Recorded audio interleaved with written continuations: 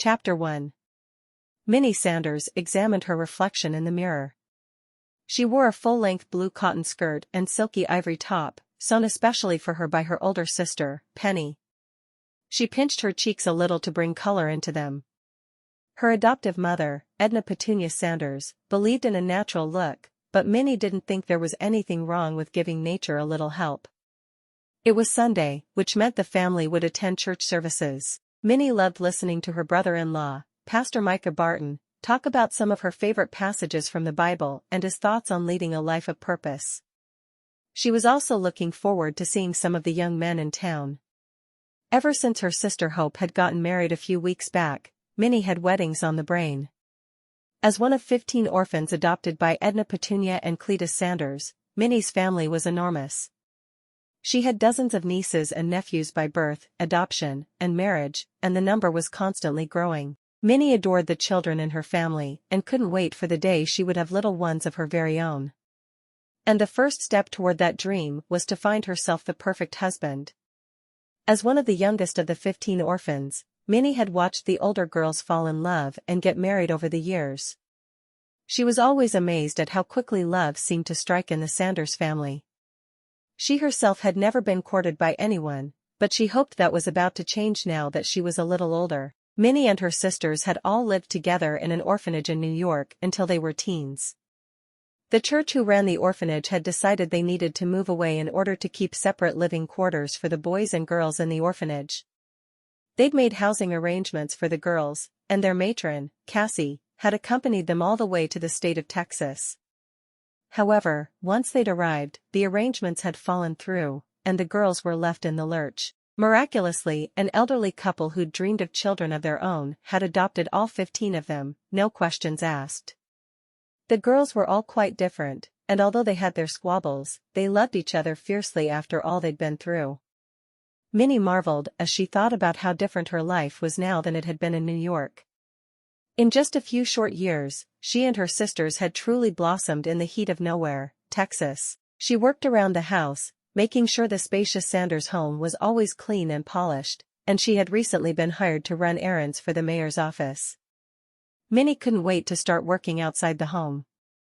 Although her adoptive parents were wealthy, Edna Petunia and Cletus believed in the value of hard work, and their one rule was that all of the bastards, as Edna Petunia affectionately called them, had to work, whether it was in the home or outside of the home. Until each of the girls married, they all followed this rule. "Are you ready?" Teresa, one of Minnie's younger sisters, called from downstairs. "Coming." Minnie smoothed her braided hair one more time in front of the mirror, then walked down the stairs to join her family as they left for church. My, don't you look pretty as a peach today, Minnie?" Cletus Sanders proudly gave his daughter a kiss on the cheek. He couldn't believe how quickly the girls were growing up. It seemed like just yesterday that his new bride had insisted upon adopting a busload of orphans. "Thank you, Cletus." Minnie followed Cletus and her sisters outside. She picked up her skirt and held it as she stepped into the family's wagon. "I'm hotter than a steam engine, Cletus." Edna Petunia used a handkerchief to fan herself in the wagon. She patted her bosom. "Peppermint stick, anyone?" "No, thank you," the Sanders girls said all at once. Cletus shook his head, too. He was still just as in love with Edna Petunia as he was the day he'd first laid eyes on her, but she sure was something else. "I suppose I'll just have to drive faster in order to cool you down, sweetheart." Cletus started the horses and drove them at a rapid clip toward the church. Minnie looked around at her sisters, Teresa, Hattie, Alice, Martha, and Katie. The 6 of them were the only orphans who were still unmarried. Minnie loved living with her sisters and her adoptive parents, but she also couldn't wait to go to church with a family of her very own. Since she was a young girl at the orphanage in New York, Minnie had always had a maternal instinct. She often helped feed and bathe the other girls in the orphanage, and even now that they were grown up, some of the girls still went to Minnie with their problems. She was a shoulder to cry on and a sympathetic ear. Her sisters knew that one day, Minnie would make an excellent mother.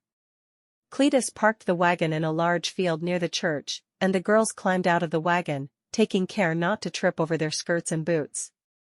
When Cletus got out, Edna Petunia swatted him on the rear. "What was that for?" Cletus yelped. Edna Petunia simply shrugged. Minnie grinned. Her parents carried on as if they were decades younger than they actually were. She hoped that someday she'd meet a special man with whom she could have that kind of love. The Sanders family walked into the church, where other parishioners were beginning to take their seats. Sarah Jane Barton, one of Minnie's older sisters and Pastor Micah's wife, walked over to greet the rest of the family. "Minnie, you look so pretty today." Minnie was surprised. Sarah Jane was not a fan of empty words. If she gave a compliment, she meant it. "Thank you." Minnie smoothed her skirt. She did feel special in her new clothes. She spotted Penny and her brood of boys. "Penny is the one who deserves credit for sewing these for me." Penny and her husband, Tom, sat toward the middle on the right-hand side of church. Tom was a seventh son of a seventh son, and sure enough, Penny had given birth to only boys. They were well on their way to having 7 sons of their own, but that wasn't all. They also had adopted several orphan boys who lived and worked on their property. Minnie loved that her family had such open and generous hearts. Penny's family usually went to church in Bagley, the next town over, but they occasionally visited Micah's church. Minnie was thrilled to see them. Alice tugged on Minnie's sleeve. "Who is that?" Alice whispered. Minnie turned to see what Alice was looking at. Standing in the last pew in the church, several rows behind them, was a tall, thin man with blonde hair whom Minnie had never seen before. He took off his hat and sat down in the pew. Minnie felt a little pull in her stomach. Who was this man, and what was he doing in nowhere? Minnie thought she knew all of the men of a certain age in the small town. Minnie ran through the list of eligible bachelors in her head. She knew it wasn't prudent to be so interested in young men, but she really couldn't help it. First, there was Abner, if you counted him, which Minnie didn't, really. Abner had been after all of Minnie's older sisters at one point or another. He was known around town for his terrible reputation for dating a different girl nearly every day of the week. Abner may have been single, but he certainly wasn't husband material. Next was Troy Jacobs. Troy worked with Frank Kiefer, who was married to Minnie's sister Evelyn. Troy was ruggedly handsome, with broad shoulders and a mane of thick, wavy hair. He often said hello to Minnie and her other single sisters in church, and Minnie secretly hoped he might ask Cletus for permission to court her. The third and final eligible man in nowhere was John David Samuel, known to the girls for his powerful singing voice in church and known to Cletus as the young fellow with 3 first names. John David had a face that was just as handsome as his voice was lovely. Minnie wondered if the new man in the back was visiting a relative in nowhere.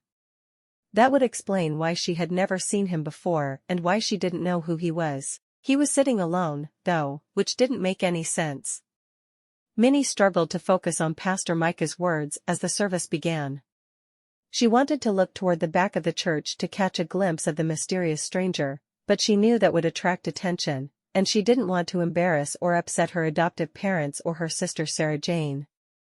Even before she was a pastor's wife, Sarah Jane had taken religion very seriously. Minnie was eager for the service to be over because it was her turn to help with dinner that evening, and she had convinced Edna Petunia to let her make a new dessert. She had specially ordered ingredients through her sister Ruby, whose husband, Louis, owned and ran the mercantile in town. She couldn't wait to see what her family thought of her new lemon chiffon pie recipe. As Pastor Micah ended the service, the townspeople of nowhere left the small church building and began talking outside in the humid summer air. Minnie followed her family toward the exit. As she passed by the last row, someone behind her stepped on her skirt, sending Minnie sprawling toward the floor. Minnie put her hands out to brace herself, but before she hit the floor, she felt a strong embrace, lifting her upright. When she looked up, she was staring straight into the face of the stranger. The stranger took Minnie's hand and pulled her aside so the other churchgoers could continue on. A jolt rippled through Minnie's stomach at this strange man's touch. She found herself staring directly into his eyes. Amazingly, the man's face turned a bright shade of red, and he looked down at the floor. "Thank you." Minnie took a deep breath, trying to calm her racing heart. She couldn't tell if it was from the strapping young man standing in front of her or nearly falling in front of her family and Pastor Micah. Sarah Jane and Micah both rushed over to make sure Minnie was all right. Before Minnie could say a word, the handsome stranger disappeared through the doors to the church. "Oh, my. Did you hurt yourself?" Sarah Jane clucked her tongue. "I think that skirt might be a bit too long for you. It looks like that young gentleman made sure you didn't fall." Micah looked around for him, but the man had already left the church building. "I'm fine, just a little embarrassed, that's all." Minnie straightened out her blouse and patted her hair. Everything seemed to be in order. "Do you know who that man was?" Micah looked confused. "Come to think of it, I haven't seen him before." "I haven't either. I wonder who he is." Sarah Jane thought for a minute. "Maybe Cletus or Edna Petunia will know." Minnie nodded. She followed Sarah Jane and Micah outside, where they joined the rest of the family. Edna Petunia was offering peppermint sticks to Dorothy's young son, and Dorothy and her husband, Carter, politely declined on the boys' behalf. Penny and Tom's boys ran throughout the field. Minnie laughed as she noticed her spunky niece, Amy, running just as fast as her older cousins. She looked around for Cletus and found him talking to a gentleman in a hat. As she walked nearer to him, she realized it was the stranger who had saved her from falling. "Ah, there's Minnie, now." Cletus boomed as he put an arm around Minnie's shoulders and squeezed. "I tell you, I don't know how it's possible, but every single one of my daughters is the most beautiful woman in this world, Timothy, aside from my wife, of course." Cletus winked at the younger man. "Cletus, I don't know if I've had the pleasure." Minnie hoped she seemed calm and collected. What a terrible first impression she'd made, tripping all over her skirt back in the church. She wasn't normally that clumsy. "Oh my, where are my manners?" Cletus cried out. He clapped the handsome stranger on the back, and the young man grimaced, then smiled at Minnie. "This here's my new assistant, Mr. Timothy Parker. Timothy, meet Minnie Sanders." "Pleased to meet you." Minnie allowed Timothy to take her hand for the second time that day. When he clasped it, she felt the same jolt she had inside the church. She bit her lip to keep from crying out in surprise. "It's a pleasure to make your acquaintance." Timothy's voice was low and soft. Minnie felt like she could listen to him talk for hours. Timothy was barely paying attention to what Cletus was saying. Although the man would be his boss starting the following day, and he knew he needed to make a good impression, he could not stop staring at the woman standing before him. Ever since he'd seen her nearly fall down in church, he'd felt a strong instinct to be close to her and protect her. Meeting her in person, properly introduced to each other and finding out her name, was even better than he'd imagined. She was clearly a sophisticated, charming, well-educated young woman. He knew she was probably fighting off prospective suitors. And what did he have? He was a simple man, from a town smaller than Nowhere, several hours north. He didn't know much, but he was looking forward to learning everything Cletus Sanders had to teach him. And if, by some miracle, along the way he was able to become better acquainted with Minnie Sanders? Well, that'd be just fine with him. Just fine, indeed. Chapter 2. Minnie slept so soundly the night before her first day of work that she didn't wake up at the usual hour. Teresa shook her awake. "Don't you have to go down to the mayor's office this morning?" Minnie gasped as she saw the morning sun streaming in from the windows. "Oh, no." She darted around her bedroom, gathering her clothes and laying them out on the bed. She ran into the bathroom and hastily washed her face and brushed her teeth. A few minutes later, she was out the door, frantically jogging toward the center of town. She carried an apple in her bag that she hoped she'd be able to eat at some point that morning. If she really hurried, she'd only be a few minutes late. As Minnie rushed along, she heard hoofbeats behind her. She turned her head and moved to the side of the road to let the rider and his horse pass. "Miss Sanders." Minnie was surprised as she heard the rider call out her name. She put a hand over her eyes to see through the sun's glare and realized the man on the horse was Timothy Parker, Cletus's new assistant. He pulled alongside her with his horse at a trot as she continued to run. "Do you need assistance?" Timothy was so formal in his speech. You seem rather in a rush. Minnie thought it was rather charming but also quite unusual. That was all right, though. Minnie knew from her experience with Edna Petunia and Cletus that unusual could sometimes be wonderful.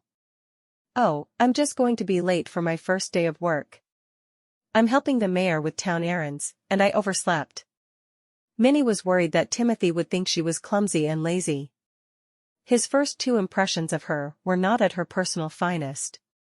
Would you like a ride? It may be a little cramped, I'm afraid, but it will be faster than running.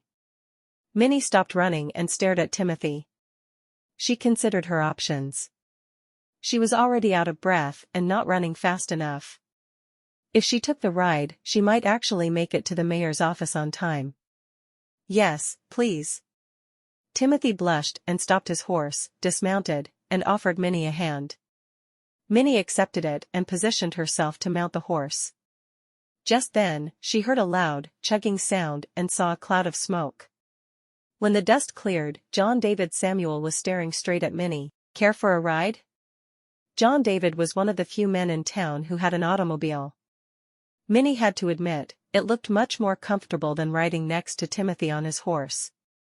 It also would be much more proper for an unmarried woman like herself to accept a ride in an automobile rather than on horseback. Minnie stepped back from the horse and looked at Timothy. Thank you very much for your help, I appreciate it. I'm going to take John David up on his offer. Minnie walked over to John David's car, and he pushed open the passenger door. She climbed into the car, and they zoomed away. Thank you, John David. Timothy watched as John David's car disappeared from view. He had known it was foolish to get his hopes up. Clearly, Minnie belonged with a man like this John David person. He was well-groomed and striking, with a fancy, expensive automobile. He climbed back onto his horse, Pepper, and took off toward town. There was no sense in him being late for his own first day of work. Thank you, John David. Thank you so much. Minnie waved goodbye to John David as she walked toward the mayor's office. With any luck, she wouldn't be late at all. Minnie's morning passed quickly at the mayor's office. Mayor Winstead and his secretary, Agatha, kept her busy straight until her lunch break. She walked all over the downtown area, taking envelopes and packages back and forth.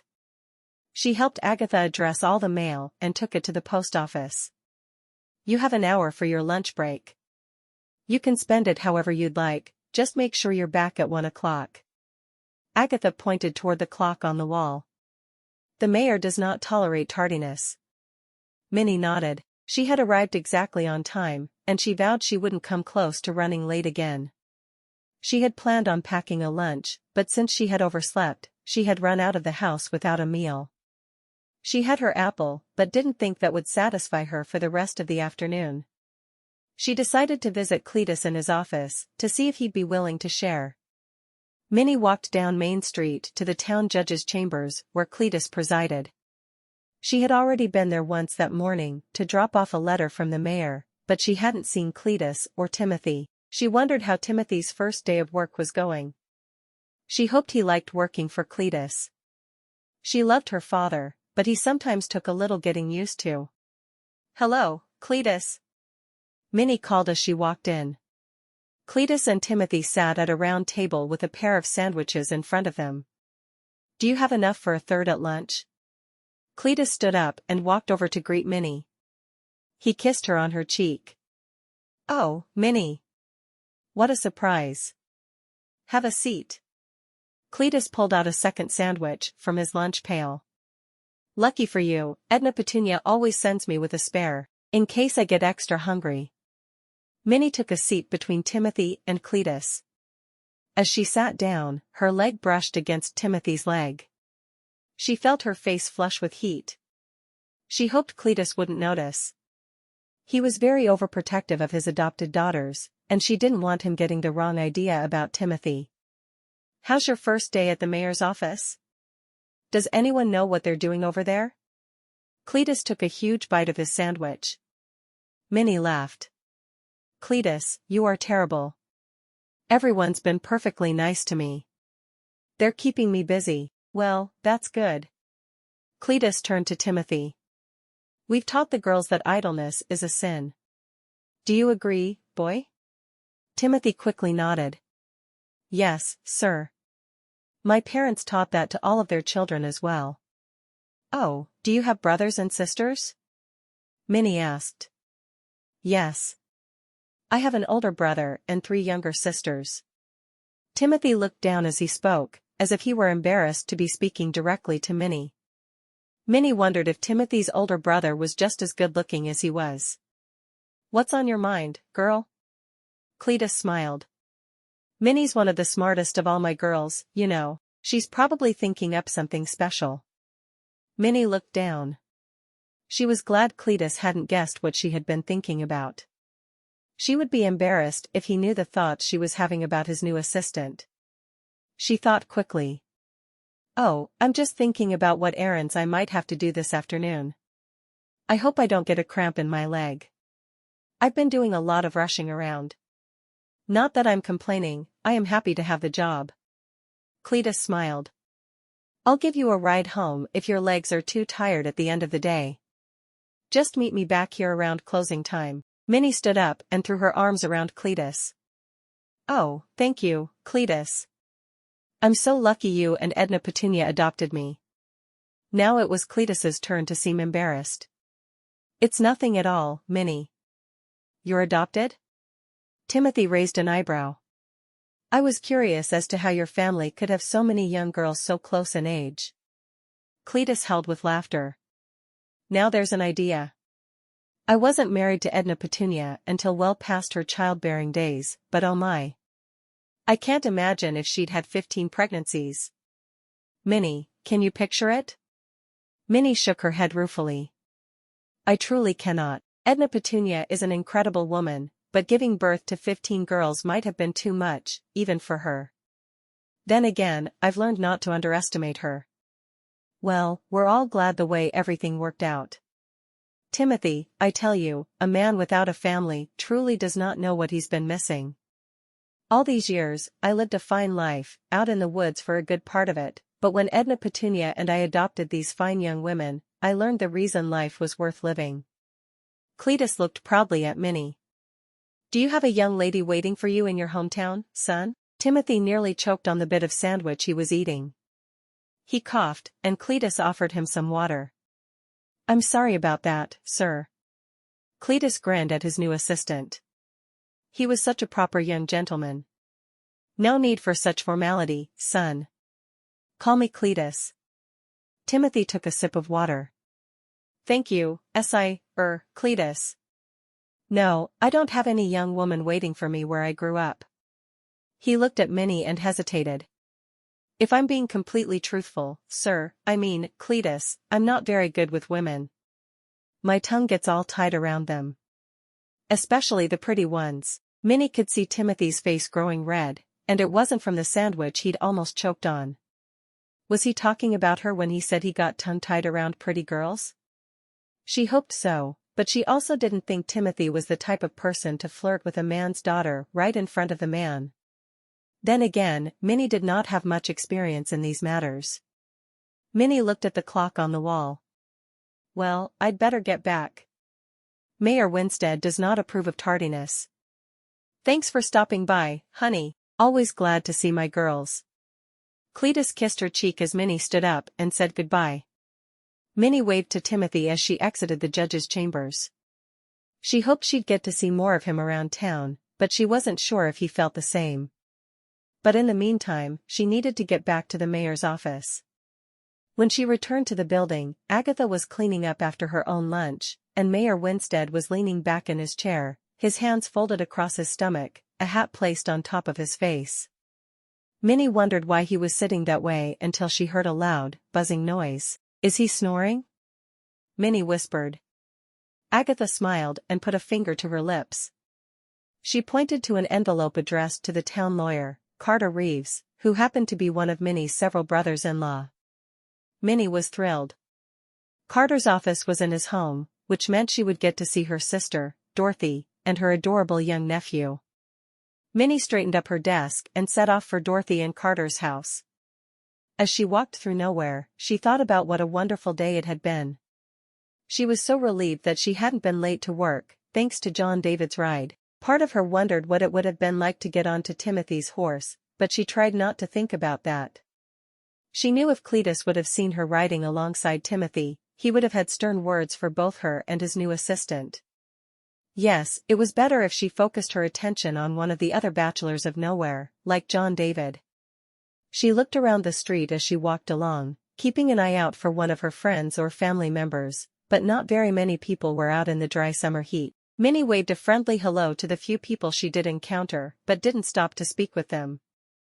When she arrived at the Reeves household, Dorothy opened the door. "Minnie. What a nice surprise.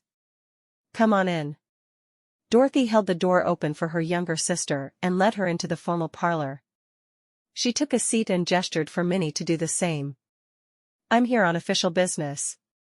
A letter from the mayor's office." Minnie held up the mail for Carter. Dorothy took the envelope from her and frowned. I wonder what this is. Carter's hard at work, I'll just give this to him later. Now, can I fix you something to eat?" "Oh, no thank you, I already ate lunch with Cletus," Minnie explained. "And his new assistant." Dorothy squealed. "Minnie Sanders, you're blushing. Don't tell me you're sweet on Cletus's new employee." Dorothy quieted her voice. "I shouldn't shout. I just put the baby down for his nap." Minnie lowered her voice, too. "I will admit, I think he's very handsome. And he seems very polite. Maybe a bit too polite. Nothing wrong with having some manners." Dorothy looked toward the kitchen. "Are you sure I can't get you anything to eat? What about a drink?" "No. I really should be getting back, Dorothy. Mayor Winstead doesn't tolerate being late." Minnie stood up and brushed off her skirt. "Thanks for stopping by, Minnie. Remember, you can stop by any time you want to babysit." Dorothy walked her sister to the door and waved goodbye as Minnie set off for Main Street. As Minnie walked toward the mayor's office, she had to slow down because she felt pain in her feet with each step. If every day working for the mayor was going to involve this much walking, she would have to send away for a new pair of shoes. Once Minnie returned to the mayor's office, she was glad to see that Mayor Winstead was awake again. Agatha asked for Minnie's help with some filing and paperwork, and Minnie was happy to give her feet a break. She worked straight through until she heard the church bells ringing 5 times. "I can't believe it's the end of the day already." Minnie finished putting away a folder in one of the filing cabinets. Agatha beamed. "You did a very good job, Minnie. There'll be more to do tomorrow." "Yes, dear, we're very lucky to have you in our office." Mayor Winstead smiled at Minnie as he prepared to leave the building. Agatha showed Minnie how to lock up and close the office. When they walked outside, Minnie remembered Cletus's offer to give her a ride home. "Thank you so much, Agatha. I'll see you tomorrow," Minnie called as she rushed down the street to the judge's chambers. Cletus and Timothy stood outside, where both their horses were attached to a hitching post. "I'm so glad you didn't leave yet. My feet are..." Minnie stopped talking as she realized that she might sound ungrateful if she kept complaining about her pain. She was very lucky that Cletus had helped her get the job at the mayor's office, and she wanted to keep it as long as she could.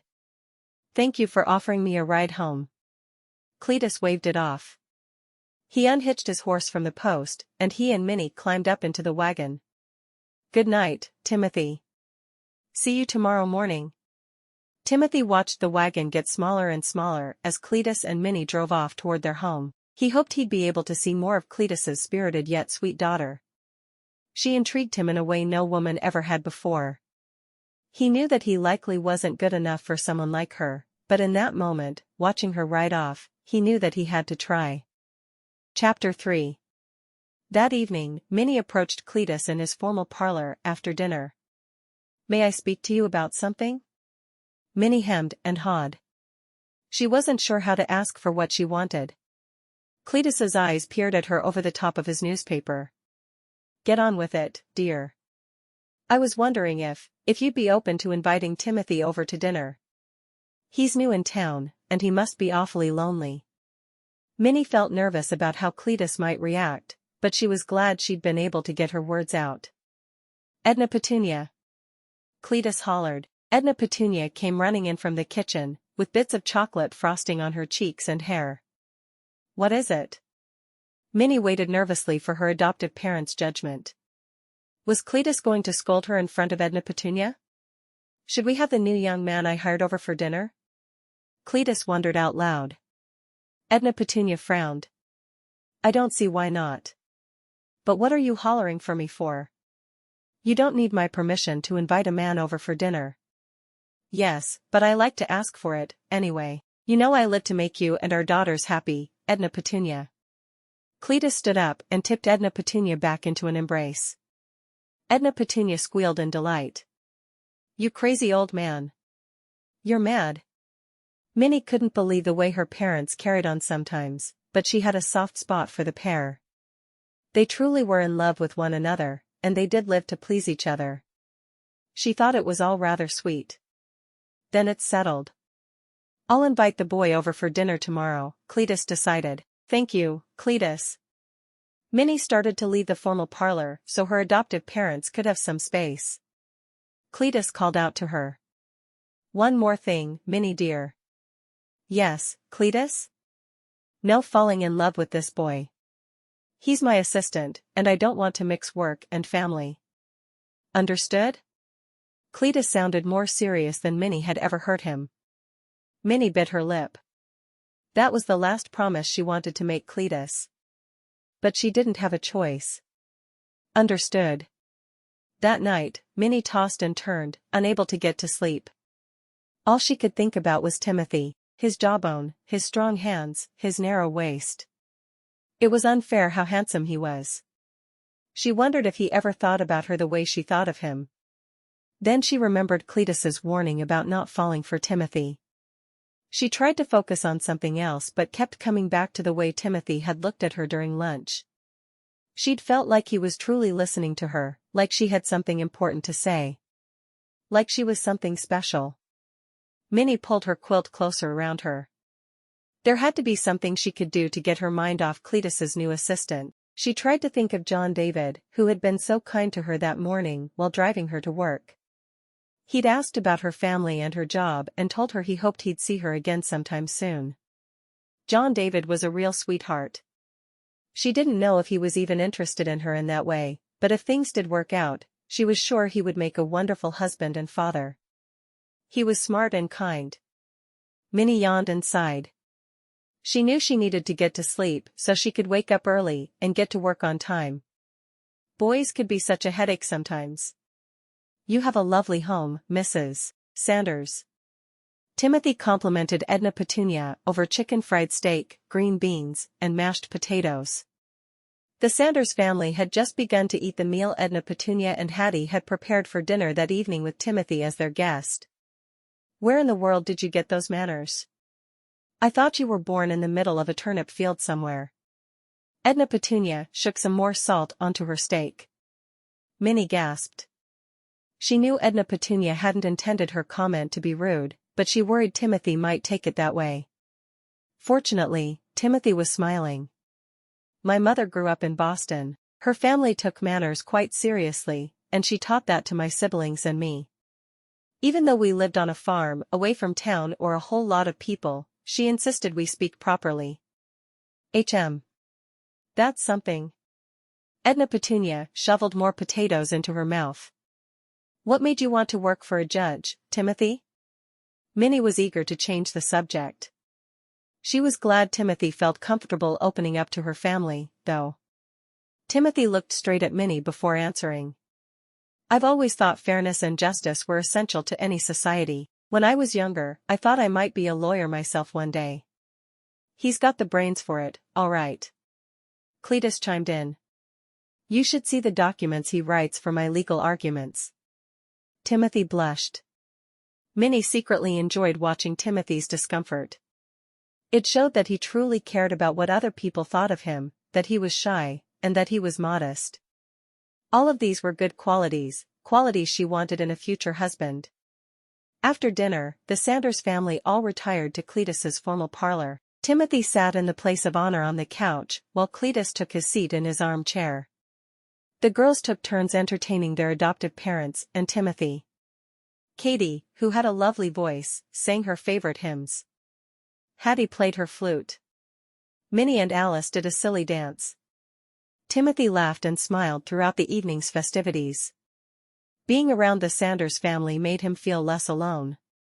Although he missed his family and their small, rural farm, he knew that he had done the right thing in accepting the job with Cletus. He had a lot to learn from the man, including how to start a family. Although it sounded like the older man had had a late start, he envied Cletus's large, close-knit brood. He knew that in addition to the girls who lived at home, there were several other daughters, their husbands, and a growing number of grandchildren. Timothy had always pictured himself with a warm, caring wife and a large number of children. He knew that it may not be easy to find the one woman he wanted to spend the rest of his life with, but he hoped he would find her soon. Timothy wanted to stay for a while longer, but he found himself yawning and excused himself. "I've had such a wonderful evening. Thank you very much for your hospitality." He bowed to Edna Petunia and Cletus Sanders, then walked over to each of the girls and pressed his lips quickly to each of their hands. Minnie felt a ripple of desire as Timothy kissed her hand. She wanted him to kiss so much more than just her hand. She walked Timothy to the door. "I had a very nice time tonight. Thank you for coming."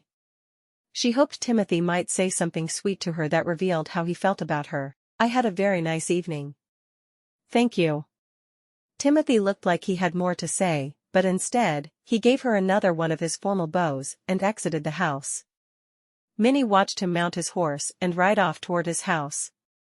Minnie went back into the parlor, where some of her sisters had started to play a game. She sat down and watched them.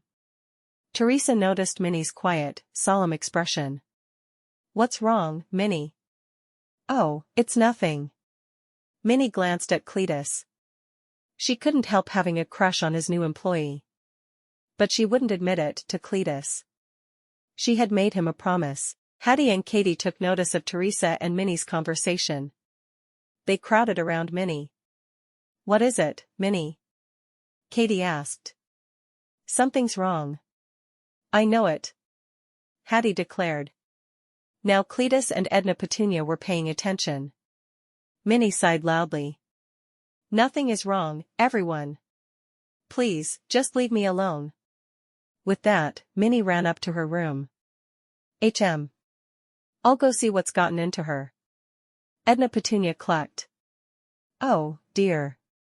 I've seen that look before." Cletus clutched his hand to his heart. "When?" Alice chimed in.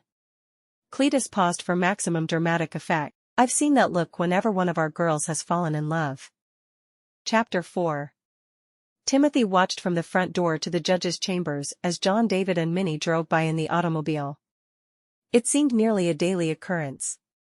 John David would pick Minnie up and drive her to work.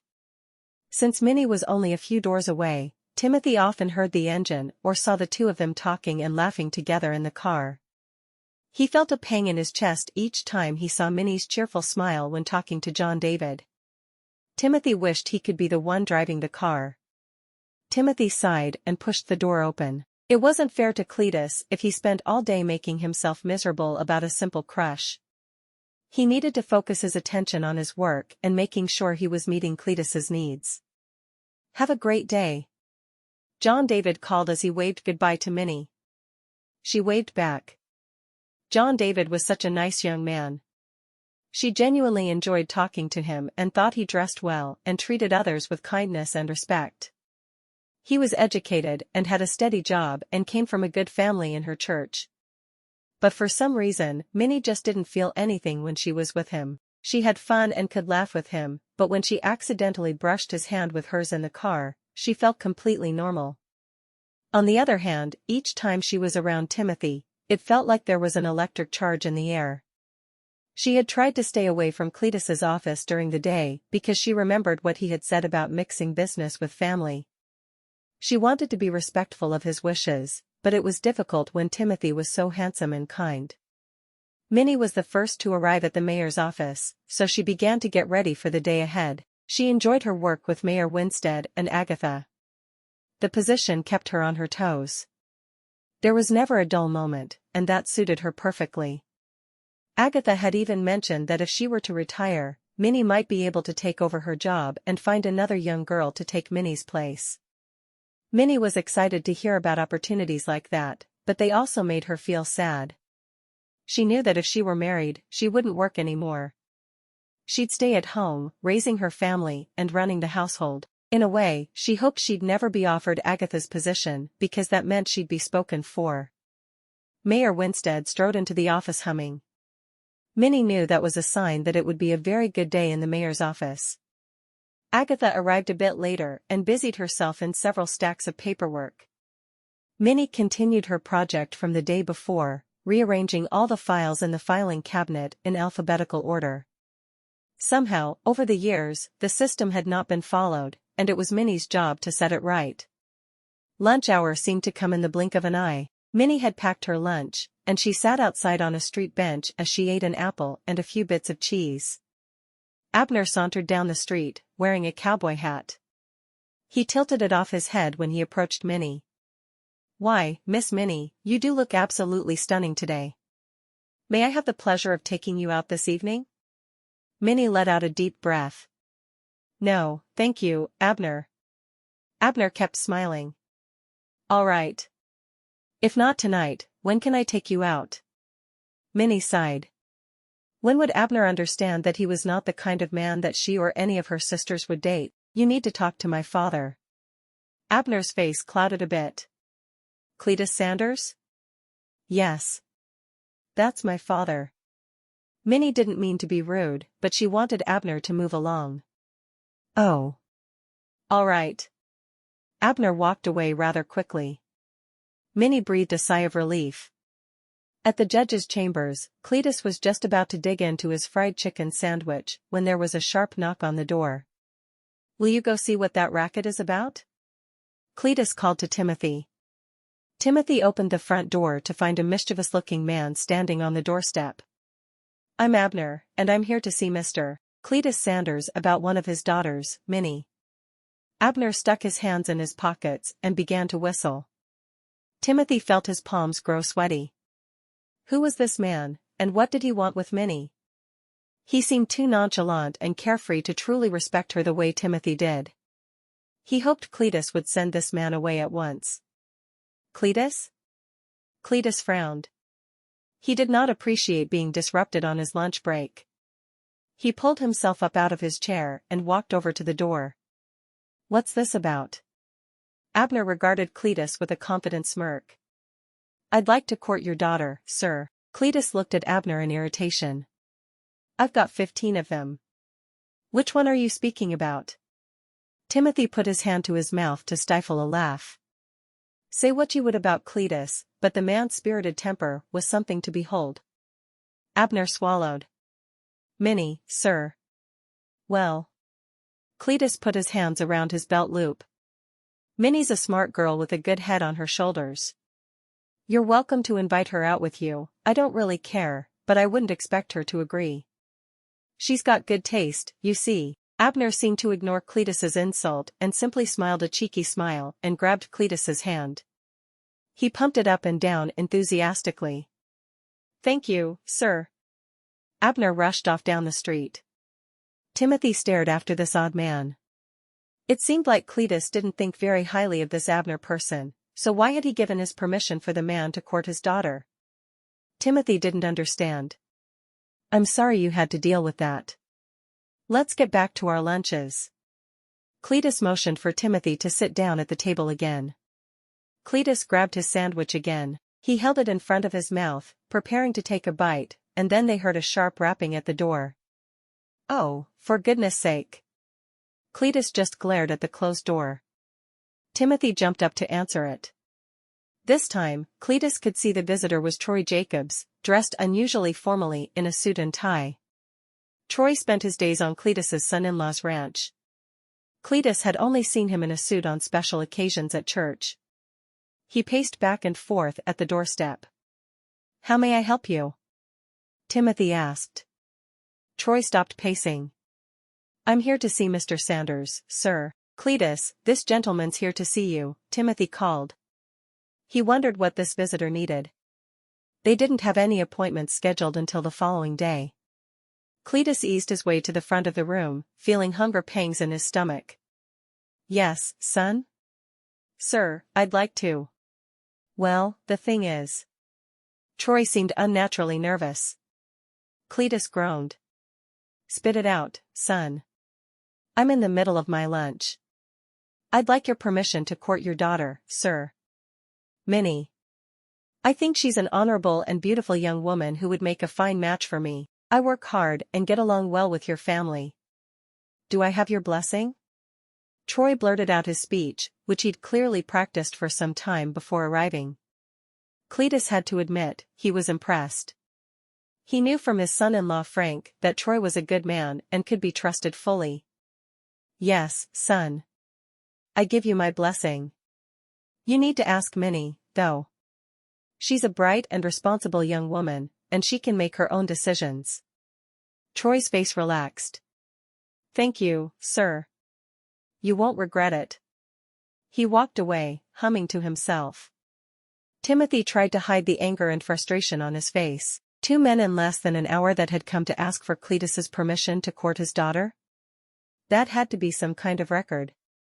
It also told him that Minnie Sanders was likely to be someone's wife well before the end of the year. He shuddered as he thought about attending church and seeing Minnie be promised to another man forever. Timothy tried to work up the courage to approach Cletus about his feelings for Minnie. He knew that he wasn't the best potential suitor, but he thought that maybe his work ethic and rapport with Cletus could make a difference. He didn't know if he was comfortable asking Cletus such a personal question after only knowing him for a few days, though. Cletus closed his eyes and prepared to finally take a bite of his fried chicken sandwich. He could practically taste the. Someone pounded on the office door. For crying out loud! Cletus yelled and climbed out of his chair. He stomped over to the door and flung it open. You'd better speak fast. Timothy shook his head from the side of the room. He hadn't been fast enough to answer the door, and now he watched as Cletus greeted the man who loved giving Minnie rides to work. Well. The young man with 3 first names. Cletus shook his head. Like I said, fast. I've got a fried chicken sandwich waiting for me made by my lady love. It's delicious, and I would like to be eating it. Now. You understand? John David blushed. I'm sorry to interrupt, sir. You see, I'd like to ask if you would grant your permission for me to court your daughter, Minnie. We've taken a shine to one another, and I'd truly like to get to know her better, with your approval, of course. Get in line, son. Cletus cried. He walked over to the table and took a big bite of his sandwich. Ah. John David was baffled. Excuse me, sir? Cletus waved a hand and talked with his mouth full of food. I don't care. Ask her if she wants to go out with you. Doesn't matter to me. But she may have something to say about it. John David's expression turned excited. Yes, sir. Thank you, sir. He closed the door on his way out. Timothy felt his heart sinking. There were now at least 3 men in the town of nowhere who wanted to court Minnie Sanders. He'd known before that his chances of attracting Minnie were slim, but this was an entirely different situation. He needed to forget all about Minnie Sanders. It was clear that nothing good would come from his attraction to her, and the sooner he could accept that, the sooner he could focus on his work with Cletus and make the old man proud. For the rest of the afternoon, Timothy put his head down and tried to lose himself in the stacks of legal documents he and Cletus had to review. Every once in a while, the image of Minnie in her ivory blouse and blue skirt would pop into his head, but he did his best to block her out of his mind. Meanwhile, at the mayor's office, Minnie daydreamed about what her wedding might be like. She had no idea if anyone would ever propose to her, but she thought it must be very romantic and longed for the day it would happen for her. She had attended her older sister's weddings and watched closely for every detail, impatient for the day when she was the one wearing white. She had plans for everything, from the dress to the flowers to the cake. Now all she needed was a groom. At the end of the day, Minnie washed the windows on the inside of the office after Agatha and the mayor left the building. She wiped each window with a dry cloth when she was done and put away the vinegar she had used. She went outside to lock up. Minnie suddenly heard a voice behind her, calling her name. She turned around quickly. Minnie. Abner raced toward her. I thought you'd gone home for the day. Minnie sighed. She just wanted to go home and eat dinner with her family. What is it, Abner? I talked to your father. Abner beamed proudly. Minnie didn't understand. And? What's your point, Abner? He told me I had his permission to ask you out on a date. Abner stepped a little closer to Minnie, and Minnie took a step backward. Abner, I'm flattered, but I do not want to go on a date with you. Minnie looked Abner directly in the eye, so there was no doubt about it. Now, if you'll excuse me, I need to get home. Minnie began to walk away, and Abner hurried after her, a shocked expression on his face. Why not? Abner, you've dated almost every single unmarried girl in this town. I'm sorry, but I'm looking for a man who will have eyes for me, and only me. Minnie continued on her way. Wait, Minnie. Abner called out. Minnie exhaled and turned around. What, Abner? Is there anything I could do to make you change your mind? Abner looked more serious than Minnie had ever seen him before. Minnie shook her head. I'm afraid not, Abner. I'm sorry. I'm sure you'll find someone who's a great match for you. But I'm not that girl. Okay. Thank you for being honest with me, Minnie. Sometimes I feel like people laugh at me, but they won't tell me why to my face. Abner put his hands in his pockets and turned to walk in the other direction. Minnie paused. Abner? Abner turned around, a hopeful expression on his face. Yes? Maybe you should start contemplating what kind of woman you'd like to end up with. Do some serious thinking. Maybe even meet with Pastor Micah. I think if you slow down a little, you might find your special someone. Minnie didn't know why she was giving Abner advice, but he looked like he could use it. Thank you, Minnie. I'll think that over. I appreciate it. Have a good night. Abner tipped his hat and went on his way again. Minnie continued her walk out of town. It was well after 5 o'clock, and there were barely any people on Main Street. Suddenly, she heard hooves galloping nearby. A voice rang out. Minnie. Minnie looked over her shoulder and saw Troy Jacobs driving a wagon, dressed in a suit. Minnie had never seen him dressed so formally before, not even in church. She liked what she saw. Troy's body was strong and muscular from his hard work day in and day out on Frank Kiefer's farm. She waved up at him. Hi, Troy. Troy pulled to a stop. Would you like a ride home? Yes, please. The long walk and her aching feet made Minnie's decision easy. Troy stuck his arm out to help her up into the wagon. Minnie climbed up. Thank you. Troy flicked the reins, and they set off for the Sanders house. Troy glanced at Minnie shyly. You look very nice today. Minnie grinned. Thank you, Troy. You look very nice, too. I don't think I've ever seen you wear a suit before. Troy cracked a smile. I don't have much occasion to wear one out on the farm. No, I suppose not. Beautiful day we're having, isn't it? Minnie appreciated her view of the sun as it began its descent for the evening. Troy took a while to respond. Yes. It's very nice. Minnie wondered why Troy seemed so distracted. Is everything all right? Troy swallowed. I'm sorry. I'm not very good company right now. I'm a little nervous. Nervous? Why are you nervous? Minnie wondered what Troy could be nervous about.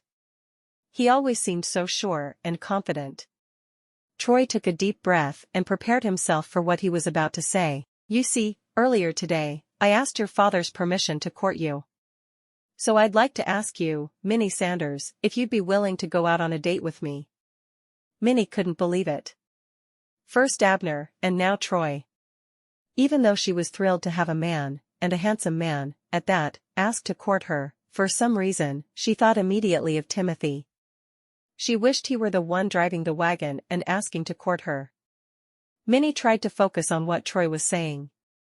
Troy was the man in front of her, asking her out on a date. Yes, Troy, I'd be delighted to go on a date with you. As soon as she answered, she felt relieved. Who cared about Timothy when she had Troy Jacobs interested in her? Troy smiled ear to ear. Wow.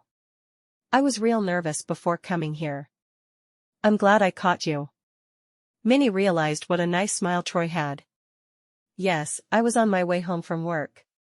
That's right, you work for the mayor, now, right? Troy asked. Yes, I do. Minnie looked over at Troy. She still couldn't believe that he was interested in her. Troy grinned as he realized Minnie was looking at him. What's that like? Oh, I really enjoy it. Minnie gushed. There's a lot to do, but I'm learning so much about the mayor's work and our town. Troy was impressed. That's great. Must be very interesting. Yes, it is. And how is your work out on the ranch?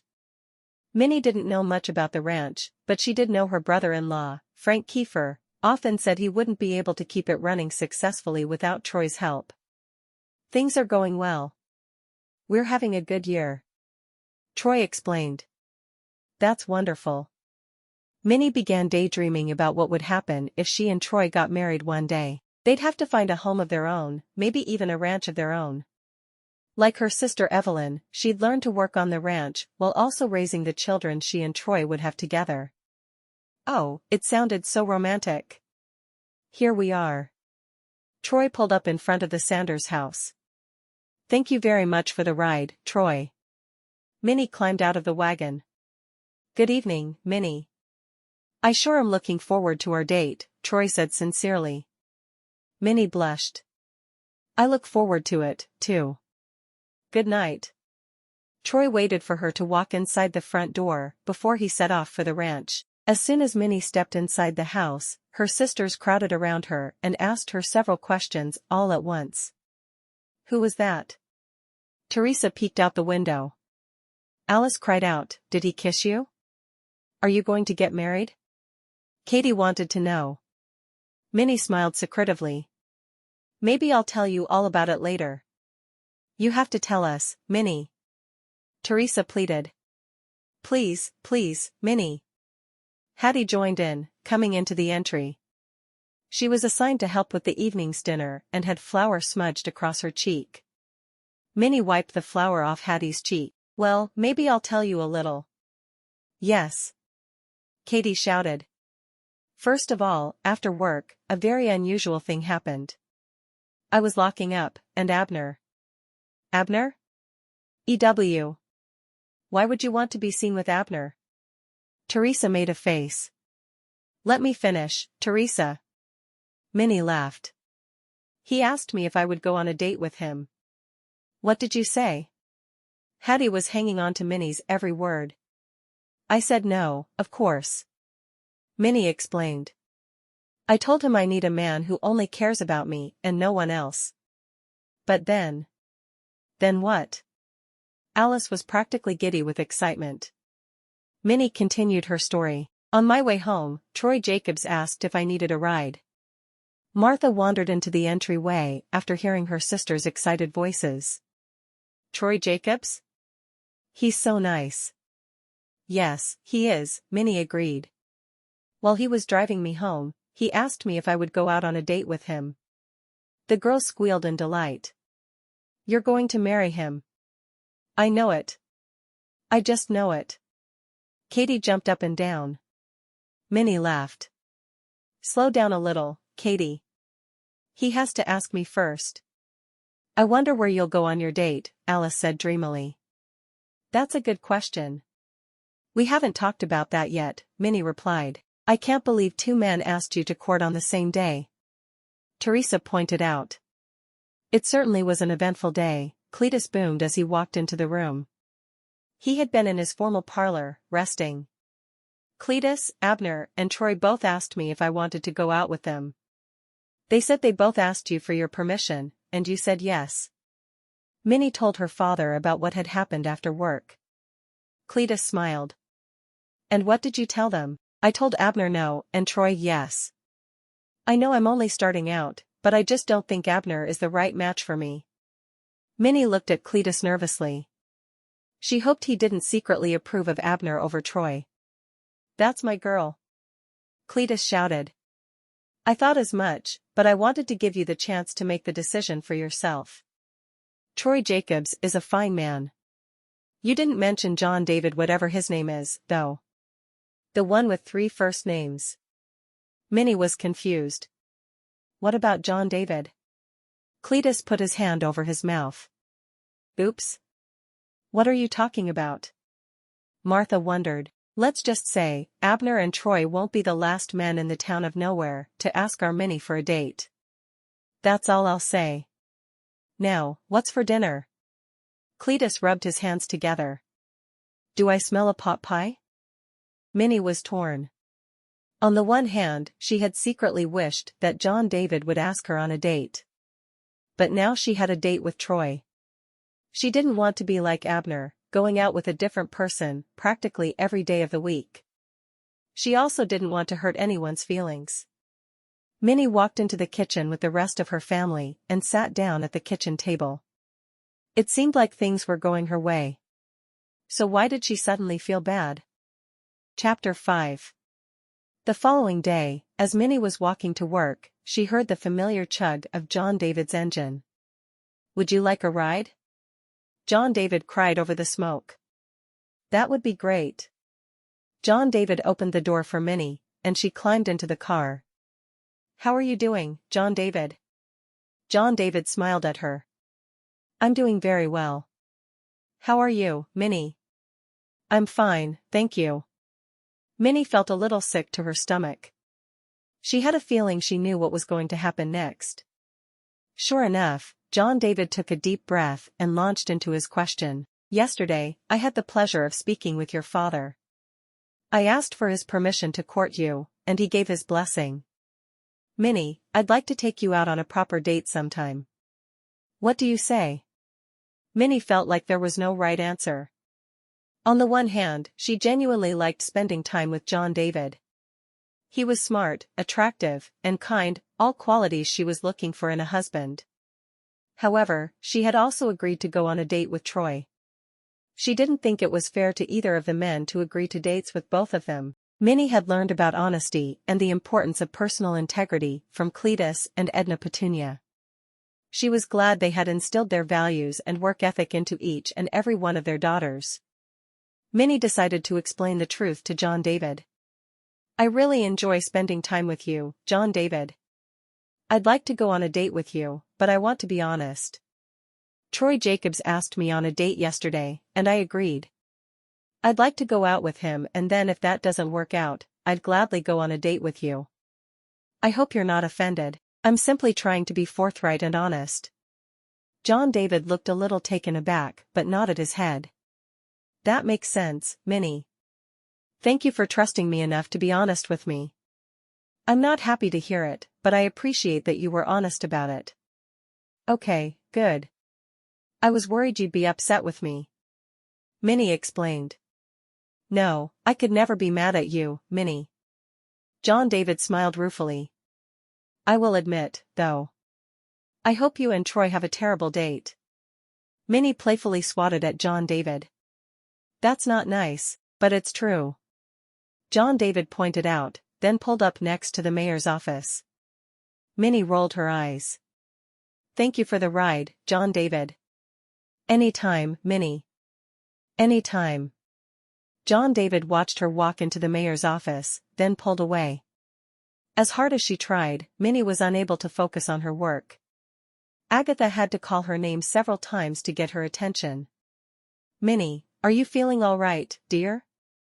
I've explained this to you 3 times, and you don't seem to understand.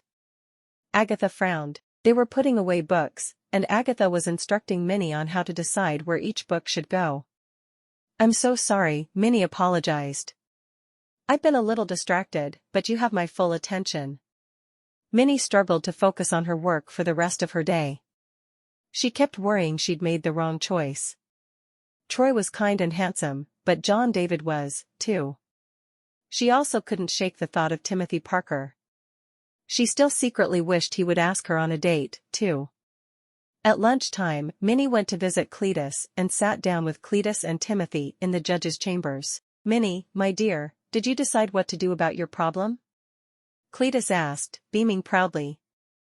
"What problem?" Timothy asked, concerned. Minnie felt her face turning bright red. She wished Cletus hadn't said something in front of Timothy. She didn't want Timothy to know. "It's nothing." "It's not nothing," Cletus cried. "3 young men from nowhere have asked my permission to court Minnie. Timothy, you know I have many daughters. But this is the first time 3 different men have asked for one of my girls to court them at the same time." Timothy couldn't believe it. He found it hard to swallow the bite of sandwich he was eating, and his heart began racing harder than it ever had before. He couldn't think of anything to say.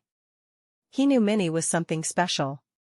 He just didn't expect that the whole town would feel the same way. "I told John David no, because I had already told Troy that I would go out with him," Minnie explained. "Well, that's very considerate of you. Isn't it, Timothy?" Cletus boomed. He tried to remain calm and act as if he didn't care. "Yes, that's considerate. I'm not sure." Minnie looked up at Timothy. "Sometimes I think that the right man for me is a different man entirely." Timothy nearly choked on his sandwich. Cletus patted Timothy on the back until he stopped coughing, then looked over at Minnie, confused. "What do you mean by that, Minnie?" "Oh, nothing. I should get back to the mayor's office." "Thank you, Cletus."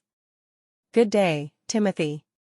Minnie rushed out the door before Cletus and Timothy could give her a proper goodbye and returned to the mayor's office. Minnie walked leisurely back to the mayor's office. She wasn't actually running late. She had just known that she needed to get out of Cletus's office before Cletus or Timothy figured out what she was thinking. She was looking forward to her date with Troy, but there was still a part of her that wished Timothy had been one of the men who had asked for Cletus's permission to court her. She knew that would never happen, especially with Timothy working for Cletus, but she couldn't help the way she felt. Minnie tried to focus on the positives. She considered herself extremely lucky that even in her small town, she had been asked out on dates with 3 different men. Well, 2, if you didn't count Abner, who had asked out almost every eligible young woman in Nowhere. That afternoon, all Minnie could think about was where Troy would take her on their date. Courtship was all a very new world for her, and she didn't know what to do or how to behave. From everything she knew about Troy, though, she expected that he'd be a perfect gentleman. Agatha had to scold her twice that afternoon because her head was in the clouds, imagining what her life might be like if Troy continued to court her. "Minnie. You're normally so responsible. Where do you drift off to?" Agatha looked baffled. "I'm sorry, Agatha. I promise, I'll do better." Minnie continued dusting the bookshelves so the mayor's office kept its sparkling appearance. Agatha only sighed and moved on to the next task. Once Minnie had locked up for the afternoon, she decided that a visit to her sister Evelyn was in order. Troy worked for Evelyn's husband, Frank, and lived on their property. Evelyn would know what Troy liked and didn't like, so Minnie could make the most of their time when they went on their date. Minnie accepted a ride home from Cletus that afternoon, and as they made their way back to the Sanders house, Cletus tried to figure out what was going on in his daughter's brain. "You seemed distracted today at lunch. Everything okay?" Cletus tried to remain neutral. He didn't want his daughters to think he was overly interested in their personal lives. He just wanted them to know that he loved and supported them, and he was a little worried about Minnie. Minnie smiled at Cletus. "Yes. I am looking forward to my date with Troy. I will admit, I am a little nervous. That's to be expected. You're a good girl, a girl who thinks with her head. So I know that all will be well in the end," Cletus tried to reassure her. Minnie beamed. "Thank you, Cletus. I sure hope so." It was Minnie's turn to help prepare dinner, so she went straight to the kitchen. Edna Petunia was standing in the pantry, staring down an empty sack of flour. Now where did you disappear to? Excuse me, Edna Petunia? Minnie said cautiously. Edna Petunia looked like she did not want to be disturbed. Edna Petunia jumped up and spun around. Minnie! Where'd you come from? Cletus just brought me home from work. I'm ready to help with dinner. Minnie gestured to the flour sack. What exactly is going on in here? I was sure I had more flour. And somehow, I turned my back, and it was all gone. Edna Petunia cried. Cletus came in just then and walked up to Edna Petunia. My, you look more and more beautiful each day, my dear. He grabbed her around the waist and planted his lips firmly on her mouth. Edna Petunia kissed him back with equal passion. I'll be in the parlor. Edna Petunia sent Cletus off with a pat on his bottom. Minnie noticed another sack of flour on the table behind Edna Petunia. Excuse me, Edna Petunia, is this the flour you were looking for? Edna Petunia jumped again. That's the very one. I'll be darned. Thanks, Minnie. Edna Petunia ripped open the sack of flour and began pouring it into a large bowl. Now, tell me about what's going on with you and this harem of men that's suddenly interested in you. Minnie blushed, taken aback. Oh, Edna Petunia, it's not like that. Nothing wrong with it, Minnie. I'm just making conversation, don't go getting your blusters in a fluster. Minnie was confused. What does that even mean? Then she spotted Edna Petunia's hip flask sitting on the kitchen table. She lifted it up, and sure enough, it was mostly empty. Minnie's sisters thought that Edna Petunia might keep something a little stiffer than cough syrup in the flask, but they left her to her own devices. I'm not getting my blusters in a fluster. Minnie tried to speak Edna Petunia's language. I'm just trying to deal with these men one at a time. Well, except for Abner. Lord knows what goes on in the mind of that young man. Edna Petunia looked up to the sky. I'm glad you made the decision that he was not a good match for you. I did feel a little bad about it. Minnie admitted. Edna Petunia stopped mixing and stared Minnie straight in the eye. Minnie Sanders, you never, ever need to feel bad about standing up for yourself. You hear me? Minnie nodded. Yes, Edna Petunia. Edna Petunia patted her daughter on the shoulder. That's good, dear. Now, let's get this pork in the pan. Minnie helped Edna Petunia place the pork chops in the frying pan. Tonight, if it's okay with you, I'd like to eat dinner at Evelyn and Frank's. Edna Petunia frowned. And why would that be? Well, I haven't seen Daniel or little Francis in a while. Frank had a son with his first wife, who had died in childbirth.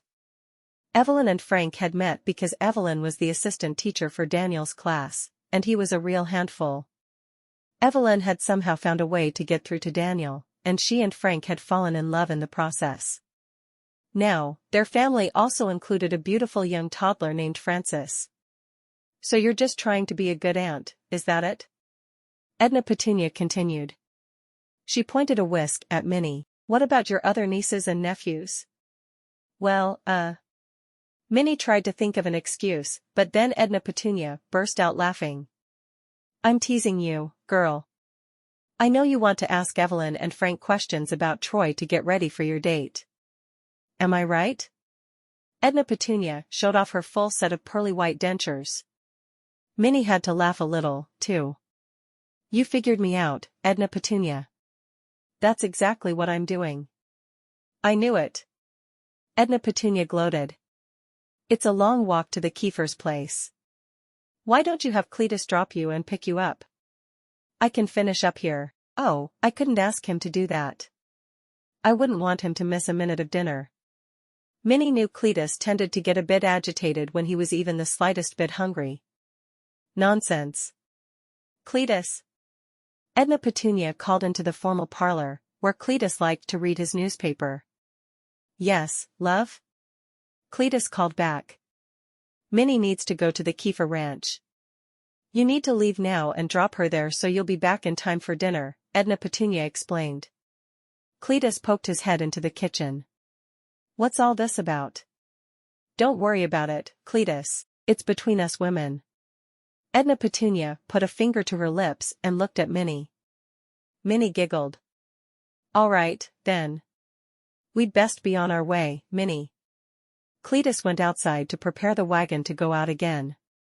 Minnie looked around the kitchen. Are you sure you don't need my help? Get out of here before I change my mind. Edna Petunia shouted. Minnie didn't need to be told twice. She rushed out of the kitchen and out the front door. Thank you, Edna Petunia. Cletus didn't speak much on the way to the Kiefer ranch. Minnie thought he might have dinner on the brain. Edna Petunia was an excellent cook, and she hated to miss dinner herself. But she knew the reason she was going to see Evelyn and Frank was a good one. If she had to miss one delicious home-cooked meal, she was glad it would be for an important cause. When Cletus pulled up in front of the Kiefer ranch, he tipped his hat to Minnie. Give my regards to your sister and her husband, please. I will, Cletus. Thank you. Minnie gathered her skirt in her hands and climbed down off the wagon. I'll be back in 2 hours to pick you up. Cletus told Minnie as he prepared to set off for the Sanders home again. Thanks, Cletus. That's perfect. Minnie watched as Cletus, the horses, and the wagon disappeared from her view. She walked over to the front entrance to the home where Evelyn and Frank lived and knocked on the door. When Evelyn answered, she wore a surprised look on her face. Minnie. We weren't expecting you. I'm sorry, Evelyn. I just got an idea in my head I couldn't stop thinking about, Minnie tried to explain. I understand how that goes. Come on in. Evelyn held the door open so Minnie could enter. Evelyn, Frank, and their children lived comfortably on the Kiefer ranch. Frank had given up a high-paying job in the state of Georgia before moving to nowhere and becoming a rancher. He could have done anything he wanted, but he chose to remain on the ranch, working with the animals each and every day. Minnie walked through the house and spotted her niece, Frances, in the corner. She approached the young girl and made cooing sounds. Hi, Frances. The baby giggled in response. Just then, Frank Kiefer strode through the door. He walked up to Evelyn, put his hand to her face, and kissed her deeply. Hi, Minnie. Minnie looked down at the floor, embarrassed. What are you doing here? Frank stared at his sister-in-law. He liked Minnie well enough, but unexpected house calls didn't seem like her at all. Minnie nodded her hands nervously. I was hoping, if it's not too much trouble, that I could stay and eat dinner with you all tonight. Okay, Minnie. I'll set an extra place at the table, but you need to tell me why you came here, Evelyn said, picking up a few toys from the floor. Minnie blushed. It's personal. Frank's eyes widened. In that case, I'll go change my shirt for dinner. You women can talk about whatever it is you need to talk about. I've learned from experience that sometimes, I just do not want to know what's going on in a woman's head. Evelyn smiled at Frank gratefully. He walked out of the room, his boots clicking on the wood floors. Come on, Minnie, you can tell me what this big personal secret is about while you help me set the table. Minnie followed Evelyn into the kitchen and watched as Evelyn took out plates and silverware. The sisters began to place the dishware on the table as they talked. It's not like you to be so secretive, Evelyn noted. Minnie nodded and took a deep breath. Troy Jacobs has asked me to go out with him. Evelyn squealed. Oh, my goodness, Minnie. I didn't know that. Yes, and I'm nervous about going out with him. I was hoping you could tell me a little more about what he likes and what he doesn't like. Minnie smiled. Let me think. Evelyn brushed her hands against her skirt.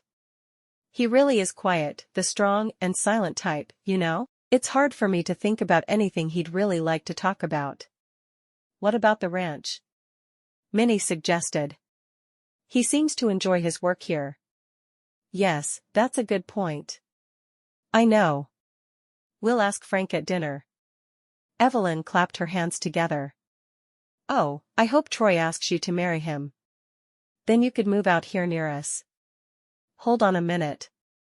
We haven't even been out on the date yet. Minnie exclaimed. Frank poked his head in the kitchen. Safe for me to come in? Yes, have a seat. I'll get the children. Evelyn disappeared into the living area and came back with baby Francis. Daniel wasn't far behind her. Hello, Aunt Minnie. Daniel gave Minnie a huge smile. Minnie knew he could be a handful, but he had certainly inherited his father's charm. Hello, Daniel, Minnie replied. Everyone took a seat at the table. Francis sat in Evelyn's lap. Evelyn spooned out green beans and baked chicken to her family, and everyone began to eat their food. How was your day, dear? Evelyn asked Frank. Frank sighed. We're having a good season so far. You never know what the cattle might do when it comes to the heat, though. Oh, is the weather supposed to get warmer? Minnie inquired. Frank smirked. It'll get warmer, all right. The newspaper said we're to expect a 10-degree increase over the next 2 weeks. Oh, my. Minnie was surprised. That is warm. Since she had grown up in New York, she had never fully adjusted to nowhere's warmer climate. On days where temperatures climbed, she preferred to stay indoors. In times of inclement weather, it sure is great that we have Frank's men who do such good and hard work. Evelyn winked at Minnie. Yes, I'm lucky that I have a team of men I can trust here, Frank agreed. Wasn't always like that when we lived in Georgia. That Troy Jacobs, what a fine man he is. Frank, don't you agree? Evelyn continued. Frank frowned as he took another bite of chicken. Troy? He's a fine fellow, sure. I do wonder what a man like that. What he might enjoy doing. Do you have any idea? Evelyn continued in an innocent voice. Frank grimaced. Evelyn, if I didn't know any better, I'd say you had taken a shine to Troy Jacobs. No, obviously that's not true. You know I only have eyes for one man. Evelyn stared openly back at her husband. She knew one of the things he loved about her was that she would speak back to him the same way he spoke to her. I just want to learn a little more about the men that work for you. Can't I show a little interest in your employees? Frank looked back and forth between Minnie and Evelyn. I have a feeling you two are up to something.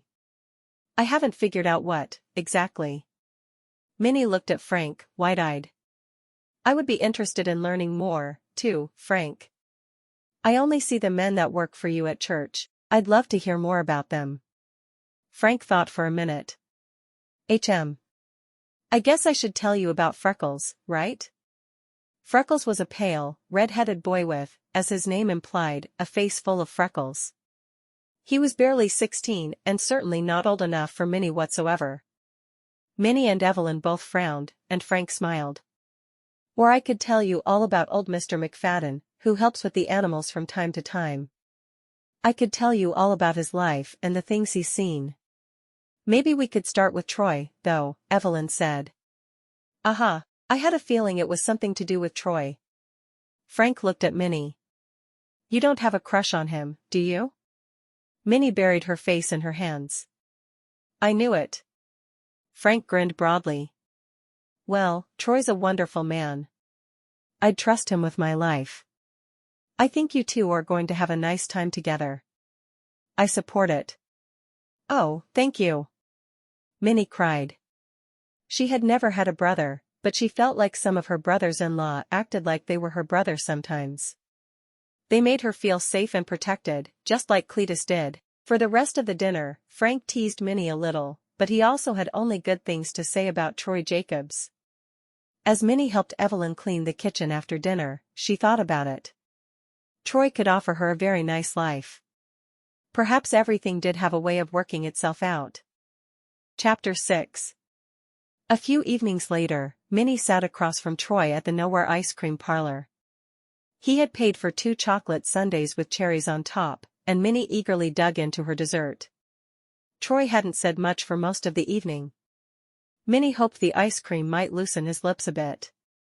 He was very nice and pleasant, but he just didn't seem to talk very much. She tried to ask him several questions, but nothing seemed to put him in a talkative mood. Do you come here often? Minnie tried to make conversation. No, I don't, Troy answered politely. I don't either, but I love the flavors. Minnie commented. Troy took another bite of his ice cream. Minnie looked around at the other patrons of the ice cream parlor. Many young men and women were chatting animatedly. A family with 3 small children were laughing in the corner. And an older couple, even older than Edna Petunia and Cletus, were sharing the same ice cream cone. Troy and Minnie sat silently for a few moments, eating their ice cream carefully. Minnie knew everyone else in the parlor was having a much better time than she and Troy. She didn't know what the problem was. He was very handsome and caring. But something just wasn't working. Minnie had heard her older sister saying, when you meet the right man, you just know. Well, unfortunately, she just knew she had met the wrong one. Minnie nervously racked her brain, trying to think of what she would do if Troy asked her for another date. She knew she had to be honest with him, but she didn't know the best way to do that. Minnie found her thoughts drifting to Timothy, wondering what he was doing that evening. She imagined Timothy at the very same ice cream parlor on a date with a young woman of Minnie's age. Just the thought of Timothy with another woman made Minnie's blood boil. Without realizing it, she squeezed her spoon so hard it flew out of her hand. The spoon landed on the floor with a clang, and the older couple looked up, startled. Troy laughed for the first time all evening. Some grip you have there. Let me get you a new spoon. Troy stood up, went to the counter, and came back with a new spoon for Minnie. Thank you. Minnie took the spoon from Troy and resumed eating her ice cream. She hoped he would make another joke, or say anything at all, but Troy remained silent until they had finished their sundaes. I suppose I should be getting you home to your family. Troy motioned to the clock on the parlor wall. Minnie nodded. I suppose you should. As they walked to Troy's wagon, Minnie hoped Troy wouldn't ask her out on a date again. She couldn't believe she had been dreaming about the two of them getting married. Unfortunately, now she knew that Troy wasn't the man for her. Troy helped Minnie into the wagon and then went around to the other side and climbed in himself. With a flick of the reins, they set off toward the Sanders house. Troy slowed the horses as they approached the house. Troy looked at Minnie nervously. I had a very nice time with you tonight, Minnie. Thank you again for the ice cream, Troy, Minnie said. She was grateful that he had talked to Cletus and taken her out. She just didn't plan to repeat their date. I was wondering if you'd like to go out with me again sometime? Troy's eyes looked so hopeful that Minnie felt absolutely awful. Oh, Troy. Minnie sighed. You are a wonderful man, and you are going to make someone an incredible husband one day. But I think we should stay friends. I don't see this relationship going anywhere romantically. Troy looked down at his hands. I see. I'm so sorry. I wish I felt differently. But I know that God has a plan for us all. I don't think you and I are meant for each other. But thank you so much for asking me to go out with you. I really appreciate it. Minnie tried to get Troy to understand how she felt. Troy was nothing if not polite. Thank you for agreeing to go out with me. I am sorry it didn't work out, but I did have a nice time. I hope you have a good evening, Minnie. Thank you, Troy. You too. Minnie climbed down out of the wagon and walked quickly back into the Sanders house.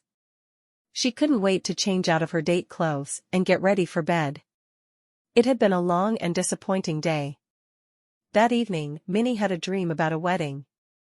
She was the bride, wearing a long, lace-covered dress, and she walked down the longest aisle she'd ever seen before. When she got to the altar, she tried to look up at her groom, but she couldn't see his face. Minnie woke up in a cold sweat. She felt guilty for turning Troy down for a second date, but she knew inside her heart that she'd made the right decision.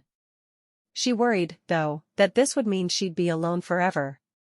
Minnie knew there was nothing wrong with that and that Edna Petunia had been alone for many years before she'd found Cletus. But Minnie had always pictured herself falling in love, getting married, and having children. Minnie could not get back to sleep. She turned over and over again in her bed all night and felt terrible in the morning. What's wrong with you? You look atrocious. Edna Petunia commented at breakfast. Minnie took a sharp breath. She wasn't prepared for Edna Petunia's brutal honesty at this hour. I didn't get much sleep.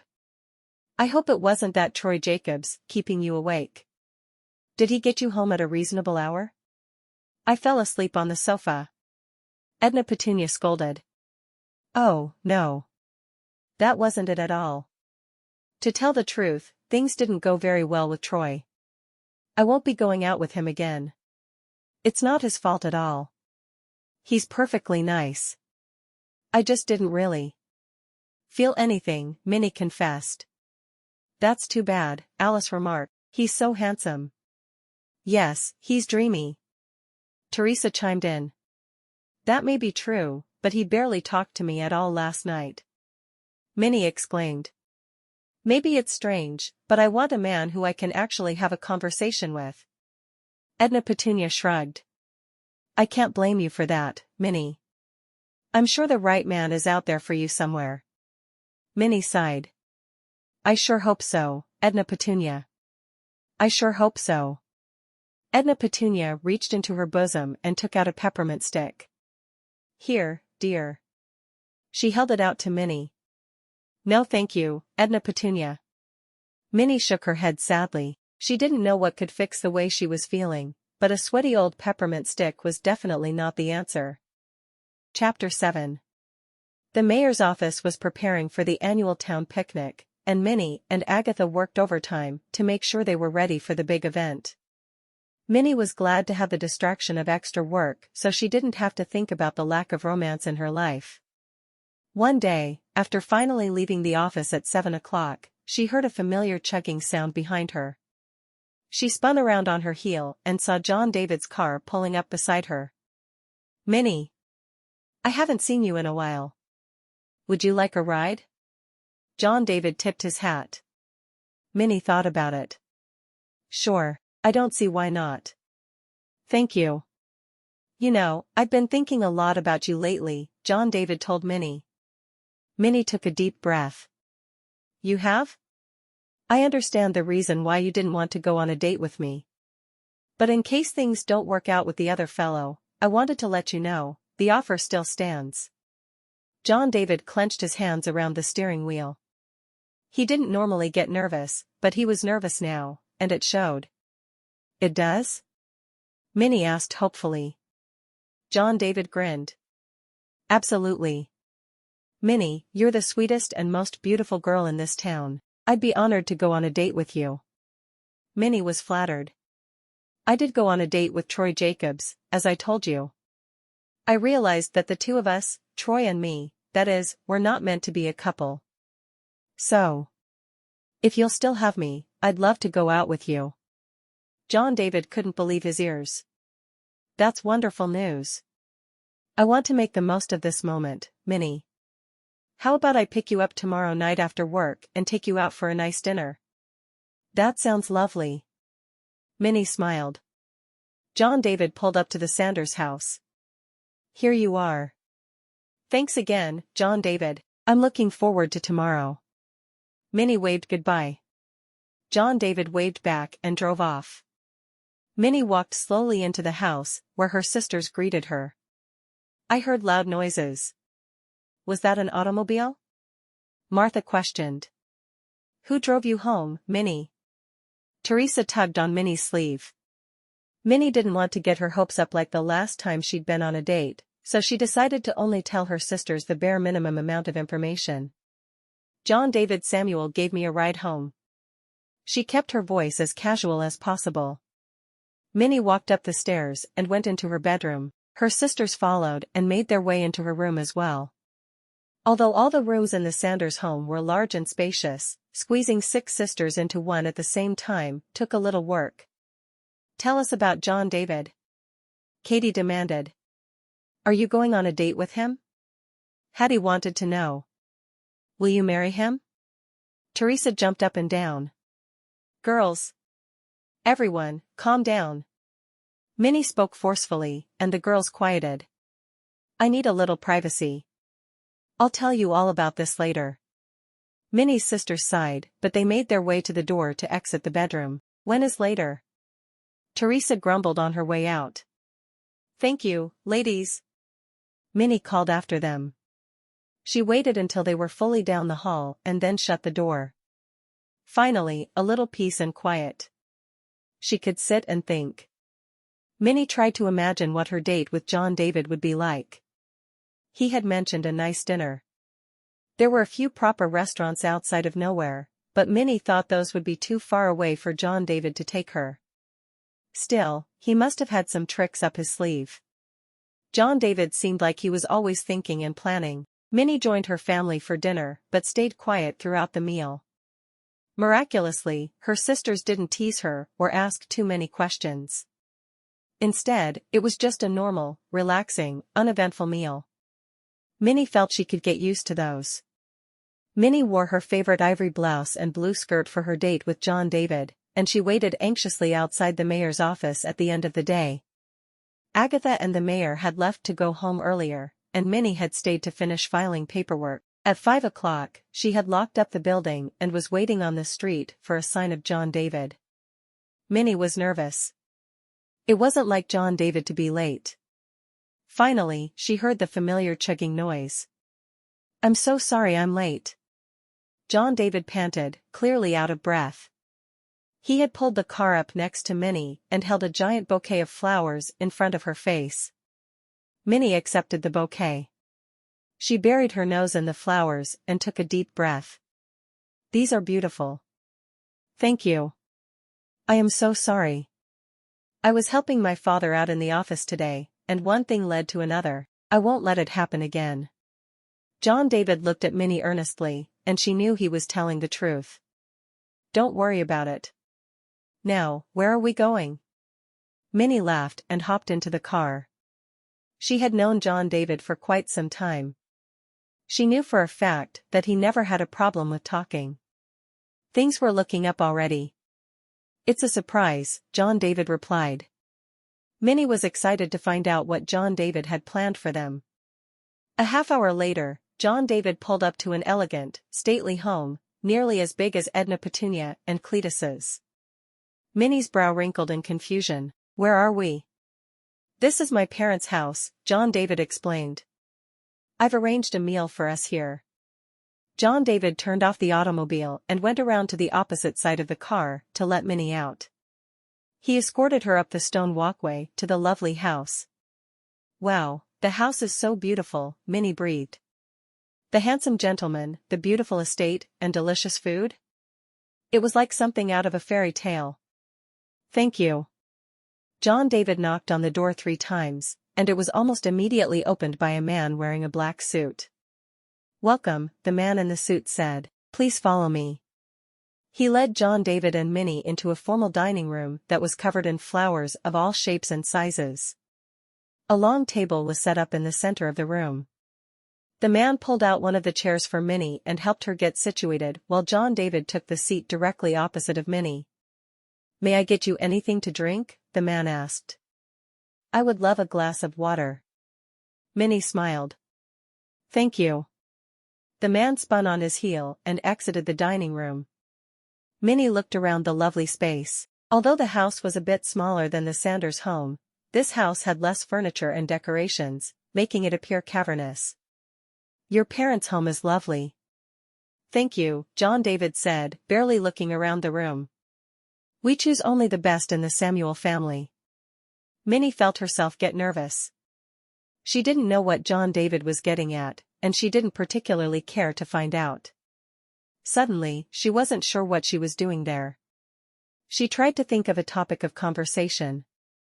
"It's so nice that you have an automobile. We've been trying to get Cletus to get one for the family, but he refuses to." "Oh, really?" John David smirked. "I don't know why he wouldn't want one. They're so much faster than waiting around for silly horses. And I suppose they don't have the same temperament as horses," Minnie added. John David frowned. "No, of course not. An automobile doesn't have a temperament." Minnie opened her mouth to explain that she was joking, but before she could, the man in the suit came back in with her glass of water. He set it down in front of her, and she eagerly took a few sips of it. Behind the man came a woman in a black dress, carrying a tray with 2 small bowls on it. She handed a bowl to each of them, then left the dining room along with the man. Minnie felt a little strange. At the Sanders house, everyone chipped in and helped out with serving dinner. At the Samuel house, it seemed like these people were there only to serve John David and his family. Minnie had a weird feeling about the whole situation. She tried to shake it off and focus on John David. "Oh no." John David hissed as he took the first bite of his soup. "It's cold." Minnie took a spoonful of food and put it in her mouth. "This is delicious." "I don't think it's too cold." John David's face grew red. "Please excuse me." He carried his bowl with him out of the dining room. Minnie fidgeted nervously at the table, running her fingers along the ivory linen napkin she had placed in her lap. When John David returned, he no longer had his bowl with him, but his face still wore an agitated expression. "I'm very sorry about that." "No need to apologize," Minnie replied. "I expect the best from my people," John David continued. "It makes me very upset when something isn't to my liking." Minnie felt a sinking feeling in her stomach. She couldn't help it. She really had gotten her hopes up that her date with John David would go very well. She had even daydreamed about what it might be like to become his permanent passenger in his automobile. But now she saw the real John David, she realized he was nothing more than a spoiled brat. Minnie wondered if there was a good way to excuse herself from this situation so she didn't have to stay any longer, but that didn't seem to be an option. Instead, she concentrated on eating the rest of her soup. Next, the servers brought in salads on small plates. John David took one look at the plates and erupted. "I asked you to put tomatoes in the salads." The woman began to apologize. The man in the suit tried to talk to John David, but John David wasn't having any of it. "I don't mind," Minnie told John David. She was embarrassed by how much of a fuss he was causing about the salads. She tried to calculate how long the walk home would be. "That doesn't matter. I asked them to put tomatoes in the salads, and they didn't. I expect only the best from my staff." Minnie wanted to point out that the staff were technically in service to his parents, not him, but she didn't think that would go over well. She just wanted to get through the date as quickly as possible. The woman took the plates away, still apologizing. Minnie knew if Cletus or Edna Petunia were there, they would have had words with John David. Although they were wealthy, they did not approve of putting on airs or demeaning others. They would not have been impressed with the way John David ordered the staff around. "That's a lovely blouse you're wearing." John David smiled at Minnie. "Where did you buy it?" "Oh, my sister sewed it for me," Minnie explained. John David frowned in disdain. "I didn't realize something homemade could look like that. My mother prefers to go shopping in the city. You can't get the best quality materials at the Mercantile." Minnie had about had enough. "You know, Louis, who runs the Mercantile, is my brother-in-law, John David. I'd prefer we not speak rudely about the business of my relatives." John David looked taken aback. Just then, the woman server returned with 2 fresh salads, topped with tomatoes. John David smiled and sighed. "Much better." Minnie busied herself with eating her salad. If she had food in her mouth, she didn't have to talk. And that was good, because she didn't feel like she had anything to say to John David. Fortunately, John David stayed mostly quiet as he picked at his salad. He held up a piece of lettuce with his fork and examined it. "This doesn't taste as fresh as it should." The woman and the man in the suit brought out the main course next on little platters. They set the platters down in front of Minnie and John David and pulled the covers off. There were 2 prime ribs on the dishes. Minnie wasn't feeling very hungry. She thought about pretending to be sick so John David would have to take her home right away, but she didn't feel comfortable lying, no matter how uncomfortable this date was. Instead, she used her fork and knife to cut off tiny pieces of the prime rib. She ate a few of them, already feeling full by the heavy meal after the soup and salad. John David ate his prime rib vigorously. "Thank goodness they didn't make any mistakes with this. I love prime rib. It's my favorite meal." John David didn't ask Minnie if she liked it or what her favorite meal was. In fact, Minnie felt like she was practically invisible. After they had finished with the main course, the woman server brought in 2 small dishes filled with vanilla ice cream and cherries on top. Minnie was relieved. Dessert meant the date was almost over. Minnie ate her ice cream as quickly as she could, but John David was savoring every last bite. He frowned as he neared the end of his dish. I do wish they had used a bigger serving dish. This wasn't enough. Oh, I'm full. I couldn't eat a stitch more. Thank you again for a wonderful meal. Minnie hoped that by complimenting John David, he would act like he was in a better mood. It was SOSO. I hope you won't hold this against me. I would like to see you again. You're the prettiest young woman in town. John David tried to rub his foot against Minnie's shoe under the table. Minnie moved her feet so he couldn't reach. I wouldn't dream of holding it against you. Minnie's words were honest, but there were a few parts she wasn't saying out loud. What she wanted to say was that he couldn't pay her to go on another date with him. The man in the suit came back to the table one last time and placed 2 small mints on the table. The woman came and cleared away the ice cream dishes. John David popped one of the mints into his mouth and sucked on it loudly. I suggest you do the same. He grinned at Minnie, and Minnie knew what he was implying. I'll save mine for later. Minnie slipped the mint into the small pocket Penny had sewn into her blouse. John David frowned. If you don't mind, I think it's time I get home. I don't want to keep my parents up worrying. John David seemed confused. But they know you're with me. Yes, they do. And they still expect me to be home at a reasonable hour while I'm living under their roof. Minnie couldn't believe she had to explain this all to John David. It was clear that he thought that the rules didn't apply to himself. But I won't get to show you the entire property. John David crossed his arms and sulked. Minnie thought he was acting more childish than one of her nieces or nephews. No, you won't. Minnie held her gaze steady, so John David knew she meant business. After a few more minutes of complaining, John David opened the door for her and walked her outside. As Minnie climbed into John David's automobile, she knew one thing for certain: John David Samuel was certainly not the love of her life. Chapter 8.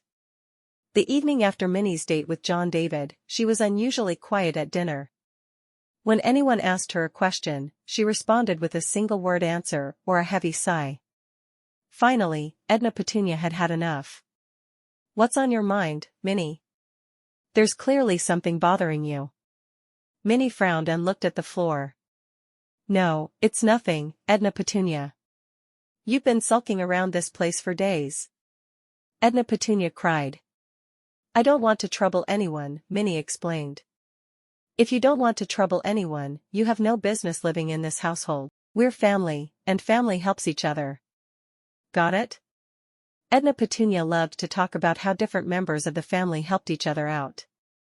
Chances were, whatever the problem was, one of the members of the huge and talented family could solve it. Katie and Hattie looked at each other and giggled. They loved their adoptive mother, but she did have a tendency to go overboard at times. Minnie cleared her throat, and everyone looked at her. I'm starting to think that I'm destined to end up all alone. She hung her head forlornly. Cletus hated to see Minnie so broken up. He stood up and walked over to her, patting her shoulders. There, sweetheart. Why would you say a thing like that? Edna Petunia wondered out loud as Cletus sat back down at his place at the head of the table.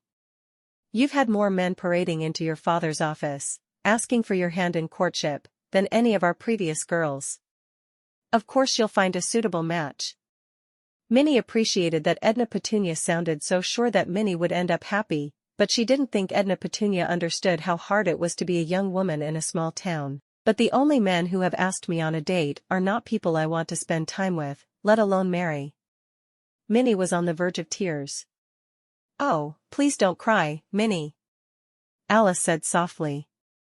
She put her hand over Minnie's. I'm sure there are other men in Nowhere who would love to court you, too, Minnie. Teresa added. Minnie smiled gratefully at her sisters. She knew she was lucky to have such a supportive family. What about that man who works for you, Cletus? He's unmarried, isn't he? Hattie asked. He's quite handsome. Minnie's face turned a bright shade of red. Cletus shook his head vehemently. No, no. Well, yes, Timothy is single. But he's my employee. He knows better than to chase after one of my girls. What if he falls in love with one of us, though? Alice asked innocently. Katie and Hattie began to laugh again. Absolutely not. I do not plan on mixing my business and my family, and that's final. Is that understood? Cletus looked around at each of his unmarried daughters. They all nodded their heads in agreement. It is a shame, though, Edna Petunia remarked. That young man sure is something to look at, if I weren't already a married woman. But you are a married woman. Cletus grinned and squeezed his wife's chin. He kissed her on the lips. Luckily for me. The girls all smiled. They were used to at least one display of affection per meal. Later that evening, once the dishes were done and everyone had gone upstairs to bed, Hattie and Katie stayed up whispering and laughing. Did you see Minnie's face when I mentioned Timothy? Hattie asked. Katie nodded. She was redder than a tomato. What do you think that means? Do you think she has a secret crush? Hattie thought about her sister and Timothy. It all seemed very romantic, the idea of Minnie and the new gentleman in town. I think she really does. And that gives me an idea. Katie began to explain her plan to Hattie. She whispered the rest of the details. What do you think? Will you help me? Hattie grinned in the dark room. Absolutely. In the morning, Minnie accepted a ride from Cletus into town. As he chattered about his plans for the day, Minnie glumly stared at the horses. Just a few days ago, she had been so excited about all the possibilities for her future. Now it seemed most likely that she'd end up all alone. She was thankful for her family, but she had always pictured herself getting married and having children. She felt like her dream had been taken away from her. Minnie, are you even paying attention to me? Cletus asked crossly as he flicked the reins. Minnie turned to Cletus. I'm sorry. I suppose I am a little upset. Cletus wasn't having any of Minnie's attitude. The young woman had her health, her beauty, and a family that loved her. Nothing to be upset about, Min. You keep working hard and being kind to others. That's the only thing you can do. Moping doesn't solve anyone's problems. Minnie sighed. She knew Cletus was right, but she felt so sad and broken up inside. Cletus pulled the wagon to a stop in front of the mayor's office, and Minnie got out, still pouting. Chin up, Minnie. Cletus waved goodbye as he took off to park the wagon and tie the horses to a post. Minnie trudged into the mayor's office, not looking forward to a long day of tasks. Usually, she enjoyed her work, but she was in no mood for errands or small talk today. Meanwhile, back at the Sanders house, Hattie and Katie were racing through their daily chores. They had woken up extra early to get a head start on the day. What are you two up to? Edna Petunia called from the kitchen as she heard them dusting in the formal parlor. Hattie poked her head into the kitchen. Nothing. Edna Petunia frowned. You want to go all the way into town just for lunch? What's the occasion? Hattie and Katie stared at each other. His birthday.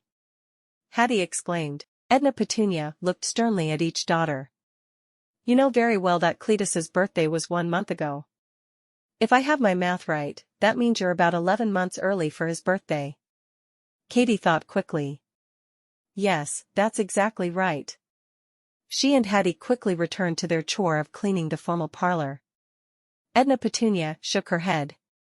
She knew her two daughters were up to something. It was only a matter of time before she figured out what it was. Once they had finished all of their chores, Katie and Hattie set off for Cletus's office. When they arrived, Cletus greeted them at the door with a huge smile. What a surprise. What brings you two here to my little office? Timothy watched curiously from his desk. He was still amazed at how many adopted daughters Cletus had, and he had trouble keeping track of them. Katie smiled. We just wanted to visit you at work in honor of your birthday. Happy early birthday! Hattie shouted.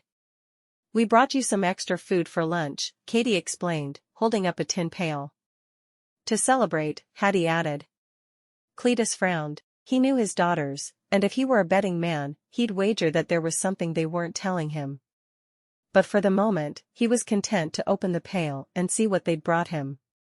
He peeked inside and saw freshly baked biscuits. Oh my, girls. Thank you.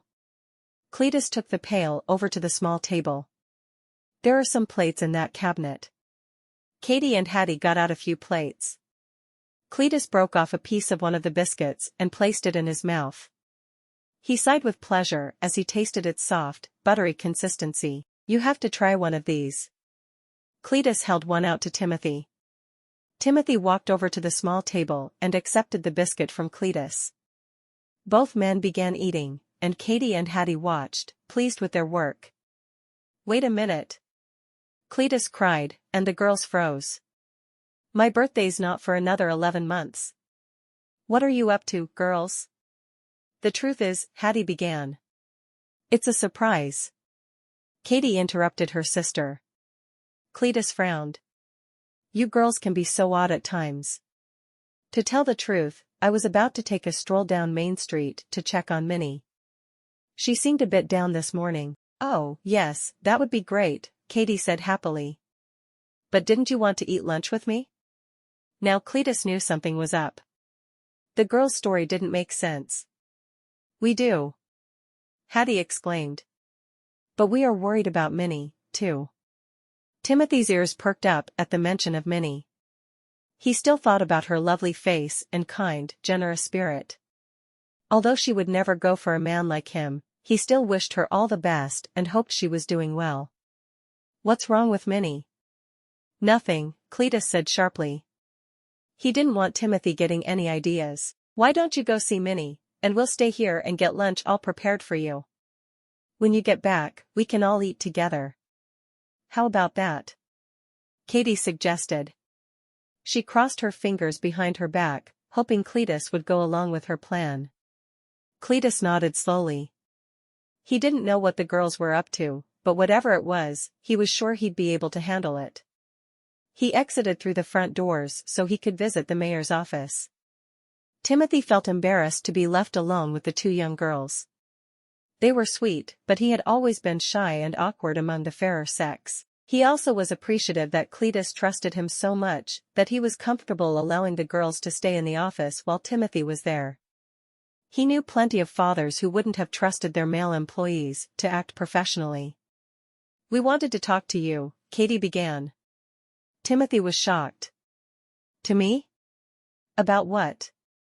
Hattie and Katie shared a smile. About our sister, Minnie, they said in chorus. Timothy's heart beat a little faster. What about her? She hasn't been very lucky in the romance department lately, Katie explained. That doesn't make sense. I saw 3 different men come into this very office and ask Cletus if they had his permission to court her.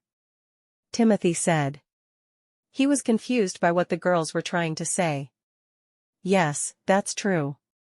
But none of them were her true love. Katie smiled.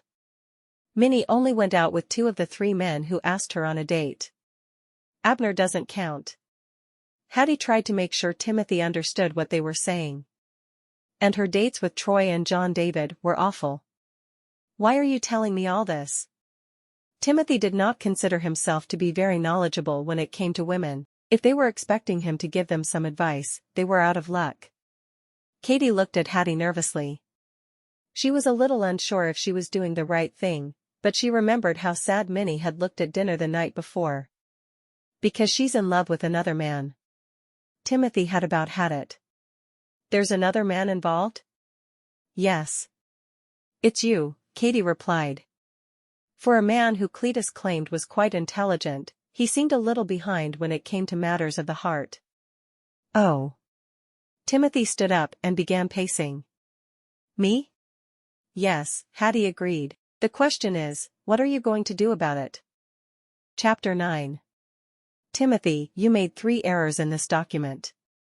I've never seen you make a mistake once before. Cletus held up a stack of papers and held them out to Timothy. Timothy stood up from his desk and collected the papers from Cletus. He felt embarrassed. "I'm sorry, Cletus. Won't let it happen again." Cletus examined the younger man's expression. "Where's your head at, boy? You've seemed a little off all week." Timothy looked at the floor.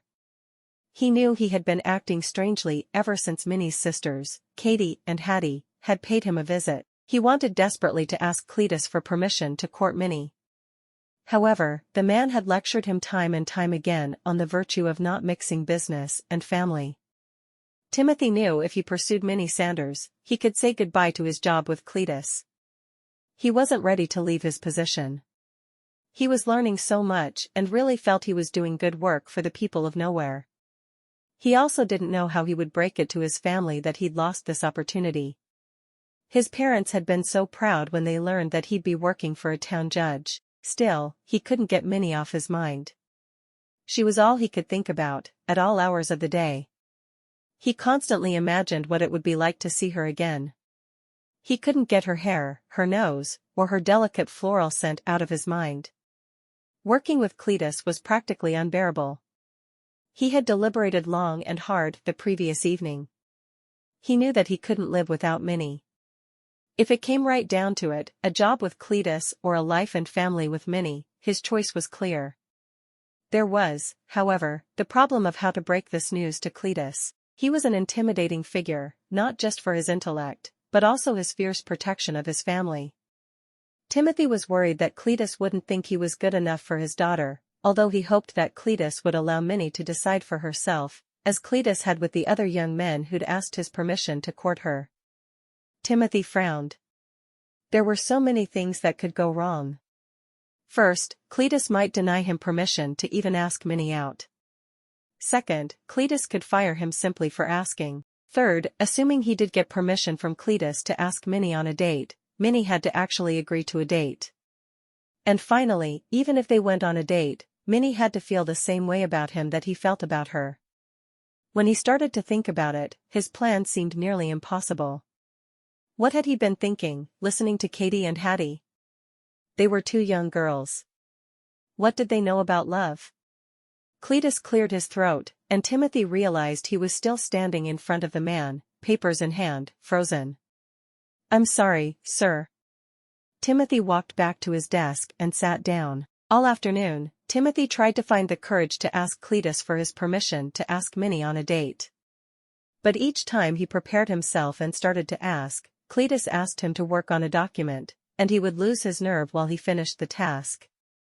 Finally, at the end of the day, as Cletus was preparing to leave the office, Timothy blurted out what he'd been trying to say all day. "I want to ask your permission to date your daughter, sir." He was so anxious that the words came out in a rushed jumble. Cletus put his hand to his ear. "You'll have to speak up, son. And slow down. What did you just say?" Timothy took a deep breath and thought about what he wanted to say. "Sir, you know I appreciate everything you've done for me. You've taken me in, taught me more than I've learned from anyone, even school teachers. I don't like the sound of this." Cletus put his hands on his hips. "It sounds to me like you're going to quit on me. Please, hear me out." Timothy stood up and walked over to Cletus. "I know you don't believe in mixing business and family. I respect that, and I've tried to live by that. But I have fallen in love with your daughter, Minnie. I'd really like your permission to ask her on a date." Cletus shook his head. "I was afraid this would happen." Timothy was confused. "Excuse me?" Cletus's eyes shone with silent laughter. "Every time an eligible young man comes to town, he ends up falling for one of my daughters. It's as regular as clockwork. Are you? You're not angry, sir?" Timothy asked cautiously. Cletus shook his head. "I still believe a man shouldn't mix business and family, Timothy. If I've taught you anything, I hope I've taught you that." Timothy sighed. "You're going to fire me, aren't you?" Cletus chuckled. "No, Timothy, I'm not. You're a good man, hardworking, intelligent, and kind. I'd like to keep you on.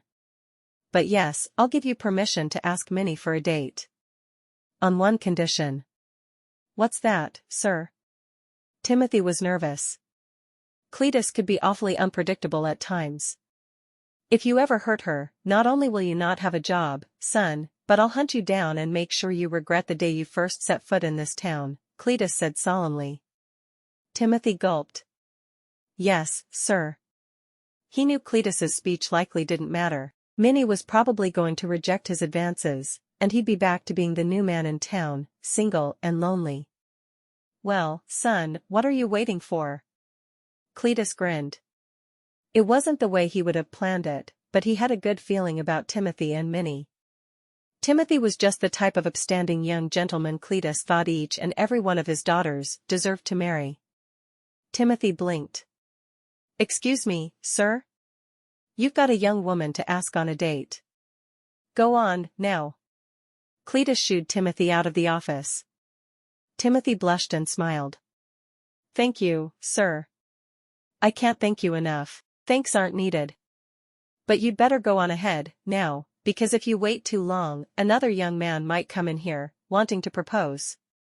Cletus roared with laughter, and Timothy decided to heed his advice. Timothy rode his horse to the small house he rented in nowhere and started to come up with a plan. Though every single part of him wanted to go immediately to the Sanders house to ask Minnie out that very evening, he stopped himself from doing so. He wanted to make sure his first impression on Minnie as a potential suitor was perfect. The following morning, Timothy was at work earlier than usual, so he would be able to leave early. When Cletus came in, he looked a bit cross. Good morning. Timothy called. Good morning. What happened to you last evening? I thought you were going to come to the house and ask Minnie to go on a date with you, Cletus said. Oh, I'm sorry, sir. I didn't realize you thought that. I went home so I could plan out the perfect way to ask her. If you don't mind, I came in early to get all my work done so I can leave a bit early today, Timothy rushed to explain. That's all well and good, but I had to go through another night of my daughter acting miserable, because she doesn't think she'll ever get married, Cletus grumbled. Hopefully, she'll be happier by tonight, Timothy said with a worried frown. There's the spirit, Cletus said cheerily, not even noticing Timothy's expression. For the rest of the morning, Timothy and Cletus worked together. The older man was in good spirits, all things considered. A little after lunchtime, Timothy asked Cletus to be excused. Of course, son. As long as you don't take another night planning, you don't get to court a young woman by planning. You get to court a young woman by action, Cletus explained. Timothy nodded. Yes, sir. Timothy collected his things and prepared to leave the town judge's quarters. Oh, and Cletus, I have one more thing to ask you. Cletus sighed. What on earth could you possibly need? Can you make sure Minnie doesn't ride home with you this afternoon? I'd like to surprise her on her walk home, Timothy explained.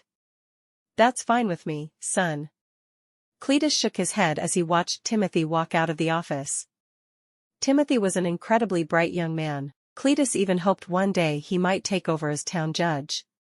But Timothy could certainly stand to work on building his confidence. Timothy untied his horse from a post on Main Street and climbed into the saddle. He flicked the reins to set off toward the mercantile. It was a quick ride, and Timothy hopped off and tied his horse up outside the store. Good morning, said Minnie's sister Ruby, whose husband, Louis, ran the mercantile. Ruby recognized Timothy from church, but couldn't quite remember his name. Excuse me, are you one of Minnie Sanders' sisters? Timothy asked. Ruby looked surprised. Yes, I am. Why do you ask? I'm working on a little surprise. Timothy began. After Timothy explained his plan, Ruby smiled. I'm happy to help you. Oh, I'm just so excited. Once Ruby had helped Timothy get everything he needed from the mercantile, she pointed him in the right direction for his next stop. At Penny and Tom's ranch just outside of Bagley, Timothy walked up to the large main house and knocked timidly. Penny opened the door and stared at him, holding a baby in her arms, with another small boy at her feet. Hi, Mr. Parker. What a surprise to see you here. Would you like to come in? Timothy felt awful for showing up unannounced and uninvited. Then he realized he should take Cletus's advice and get on with it so Penny would understand why he had come here to see her. Timothy explained what he was trying to do, and Penny's eyes filled with tears. "That's one of the sweetest things I've ever heard, Mr. Parker. Call me Timothy. I have just the thing for you, Timothy. I'll be right back." Without missing a beat, Penny bounced the baby onto her hip and headed into another part of the large, beautiful home. The other little boy trailed behind her, sucking his thumb. Timothy had seen several older boys, nearly men, working on various projects when he'd ridden up to the ranch. But Penny looked young, not much older than Minnie. Surely, these children couldn't all be hers, could they? Timothy found himself wondering about what his and Minnie's children might look like. He hoped they'd get her beautiful, sunny smile and kind personality. He had always pictured having 4 or 5 children, but who knew what Minnie wanted?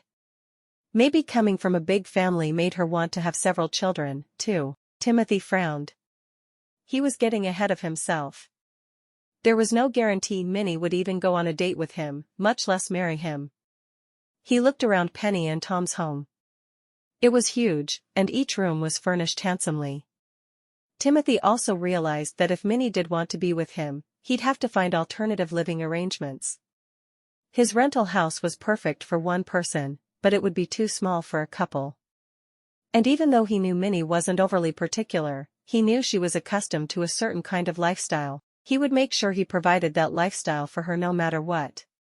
Penny came back downstairs, now carrying the baby, the small boy, and a long, thin box.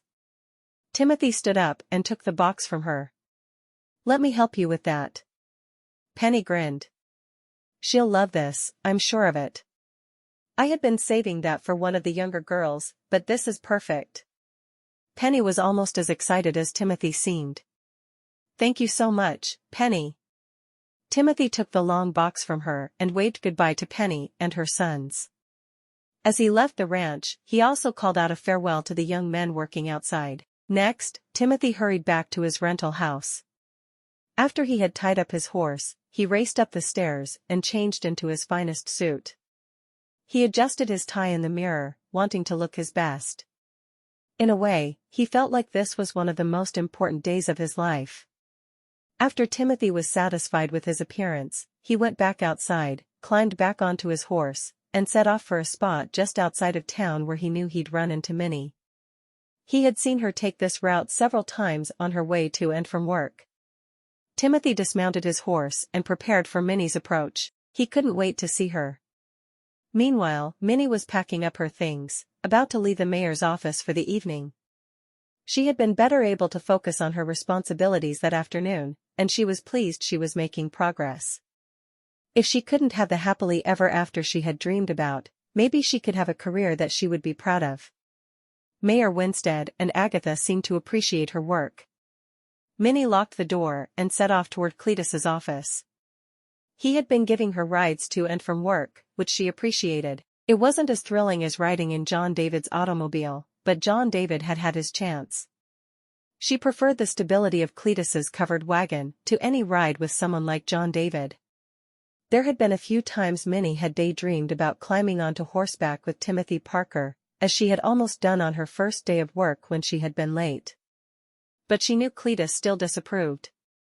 Plus, there was no way Timothy would be interested in a girl like her. She had dropped as many hints as she could, and the man wasn't budging. Minnie hoped she would at least see him when she stopped by Cletus's office, but to her surprise, the judge's quarters were locked. No one was in sight, and there was a piece of paper trapped under the door. Minnie picked it up and read it. In Cletus's handwriting, it said, "Left early. You'll have to walk home." Minnie sighed. It was a long walk back to the Sanders house, and she wasn't looking forward to it in the heat spell that had lingered in nowhere for the past several weeks. It was normally hot, but this was something else entirely. Minnie set out toward her family's home, walking slowly to keep from overheating. She fanned herself with the piece of paper from Cletus she had taken from underneath the door. She wondered why Cletus had gone home early. She hoped he wasn't ill. Minnie thought her eyes were playing tricks on her when she first saw a man in a suit standing next to a horse in the middle of her path to the Sanders house. As she got closer, she realized it was Timothy. Timothy swallowed nervously as Minnie approached. He hoped against hope that she would consider going on a date with him. He had so much more that he wanted to ask her, but he felt that was an important place to start. Minnie had never seen Timothy looking so handsome. He wore a crisp black suit with a beautiful blue silk tie. His eyes were gleaming, and he held a gorgeous bouquet of flowers in his hand. He also carried a long, thin box. Minnie looked at it curiously as she got closer. A dashing Timothy made her heart beat faster than ever. "Hello, Minnie," Timothy began. "These are for you." He handed her the floral arrangement. Minnie inhaled a deep breath as she accepted the flowers. "They're absolutely perfect." "Thank you so much." "You're welcome." "I have a very important question to ask you," Timothy told Minnie. "But first, these are for you, too." Timothy handed Minnie the long, thin box. Minnie opened the box and pulled out a pair of white silk gloves. Minnie ran a hand along the soft material. "Oh, my. They're exquisite." "Thank you." "You're welcome. Your sister Penny helped me with that. She made them. I wanted to give you a present that would be something nice you could wear on a date," Timothy said boldly. Minnie thought she had an idea where this was going, but she didn't want to get her hopes up. They're beautiful, but I don't have any dates planned." "It's a shame." Timothy laughed. "I hope to change that, Minnie. I asked Cletus permission to ask you out on a date. I wanted to get your thoughts on the matter. Minnie Sanders, will you go out with me this Saturday evening?" Now, Minnie was doubting her ears. She had given up hope that Timothy Parker was interested in her in any way, and now he was asking her out on a date. She wondered when he had asked Cletus for this permission. She couldn't believe Cletus hadn't warned her. Suddenly, Minnie felt self-conscious.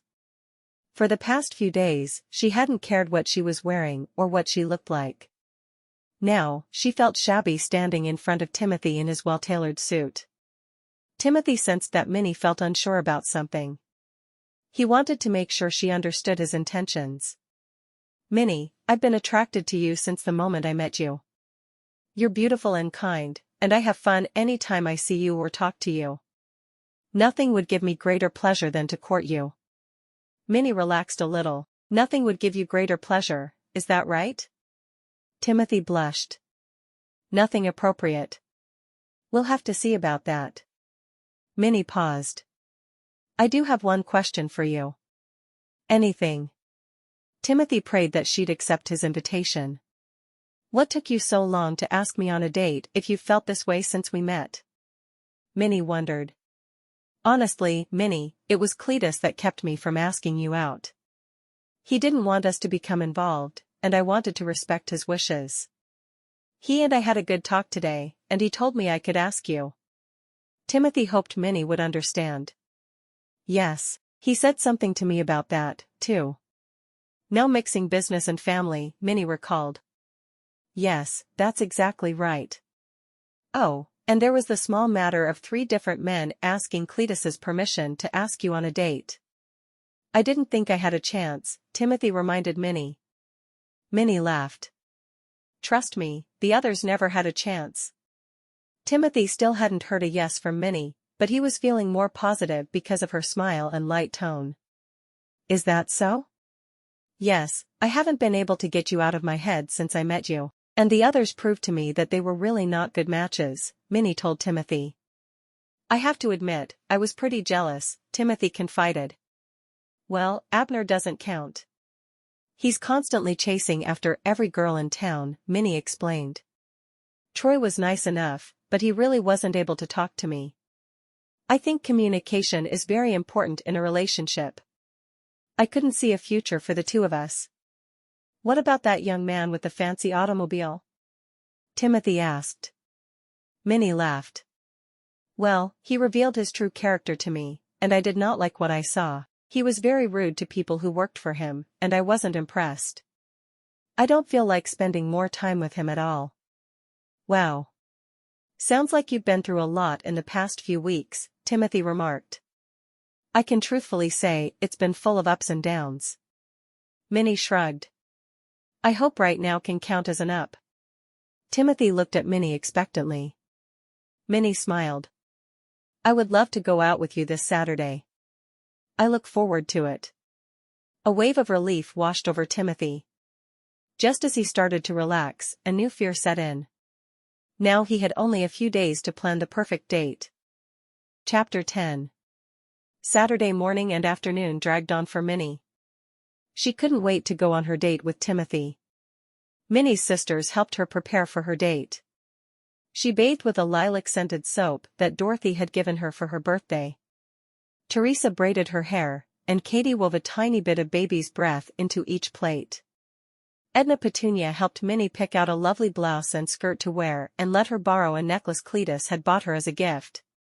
She also wore the beautiful silk gloves from Penny as Timothy had asked. Remember, Minnie, if he does anything you don't like, you come right home, and Cletus and I will deal with him. Minnie smiled. I don't think that will be necessary, Edna Petunia, but thank you. You never know with young men these days. They don't make them like they used to, Edna Petunia complained. The girls knew when Edna Petunia spoke like this, it meant she had a story to tell about how this generation's young men paled in comparison to the young men of her generation. Cletus can attest to it. Timothy is different. He has excellent manners and is respectful of all my wishes, Minnie reassured her adoptive mother. Well, you know where we'll be this evening, Edna Petunia said. Minnie smiled. She knew Edna Petunia was just looking out for her. Her parents could be so overprotective sometimes. The hours ticked by slowly. Minnie tried to play a few games with her sisters to distract herself, but she wasn't able to concentrate for very long. She kept imagining Timothy's arms wrapped around her own, or his lips pressing against hers. Every time she thought of him, she got shivers down her spine and felt flushed. She had to get a glass of cold water to cool herself down. Finally, the appointed hour arrived. Timothy drove up with his normal horse and another horse pulling a wagon. Minnie was impressed. Since when do you have a wagon? Timothy grinned. Since earlier today. I ran a few errands, and finding a more permanent mode of transportation was important. Why is that? Minnie asked. One horse isn't going to be big enough for me and my future wife and children. Minnie could feel her face turning red. She wished she had kept some of that cold water. She longed for Timothy's touch so badly that it hurt, but she tried to act calm. Wife and children? My, this is an interesting first date. The first of many, I hope. Also, I'd be remiss if I didn't tell you that you look stunning tonight. Timothy admired Minnie's hair and clothes. Thank you. Minnie felt so wonderful listening to Timothy's compliments. She could get used to this. Timothy helped Minnie climb into the wagon. Cletus and Edna Petunia came out to see them off. Timothy shook both of their hands and thanked Cletus again for his trust in him. Don't make me regret it, son, Cletus said sternly. Minnie fought back a giggle. Cletus had the biggest heart of anyone she knew. But he also was very good at playing the role of the grumpy, overprotective father. And though he hadn't been tested recently, she knew he meant it. If anyone truly harmed one of his daughters, they would regret it. Still, she knew that wouldn't be necessary with Timothy. She'd managed to find one of the good ones. Timothy and Minnie waved goodbye to Cletus and Edna Petunia as they set off. I realized I never asked. Where are we going? Minnie asked once they were moving. It's a surprise. Timothy smiled. Minnie felt a thrill of excitement. She knew she shouldn't get her hopes up on a first date, but she couldn't help it. She had a very good feeling about Timothy already. The sun had just begun to set, and the sky was a beautiful mix of colors. Timothy parked the wagon in a small wooded area near Main Street and tied the horses to a post. He helped Minnie down from the wagon, then got a picnic basket from the back. I hope you like what I brought, Timothy said shyly. He unpacked a blanket and set it down on the ground, then pulled out a loaf of bread, a small ball of butter, a few jars of jam, and some apples. "I like this spot because the sunset looks beautiful, and once the sun goes down fully, we'll be able to see the stars." "Thank you." Minnie was impressed. "All of this looks delicious." Timothy looked relieved as he began unwrapping the food and utensils he'd brought. "I'm so glad you agreed to come out with me tonight. I wasn't sure you would be interested." "Really? I tried to send you a hint that day we had lunch in Cletus's office," Minnie exclaimed. "I thought you were simply not interested in me." "How could you think that?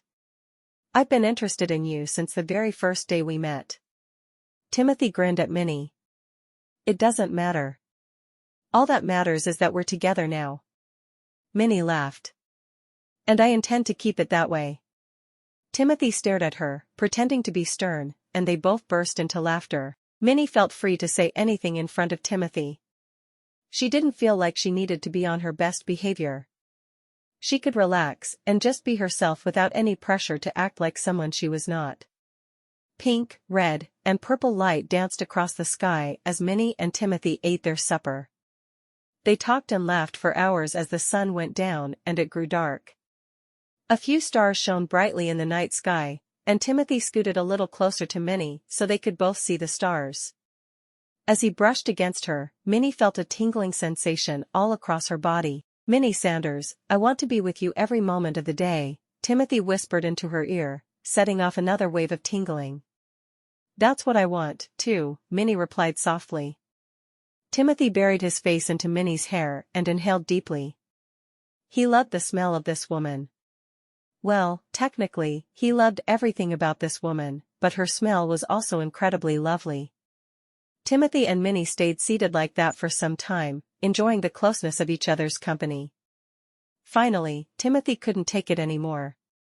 He lowered his head and began kissing Minnie passionately. Minnie was surprised at first, but soon began to kiss back.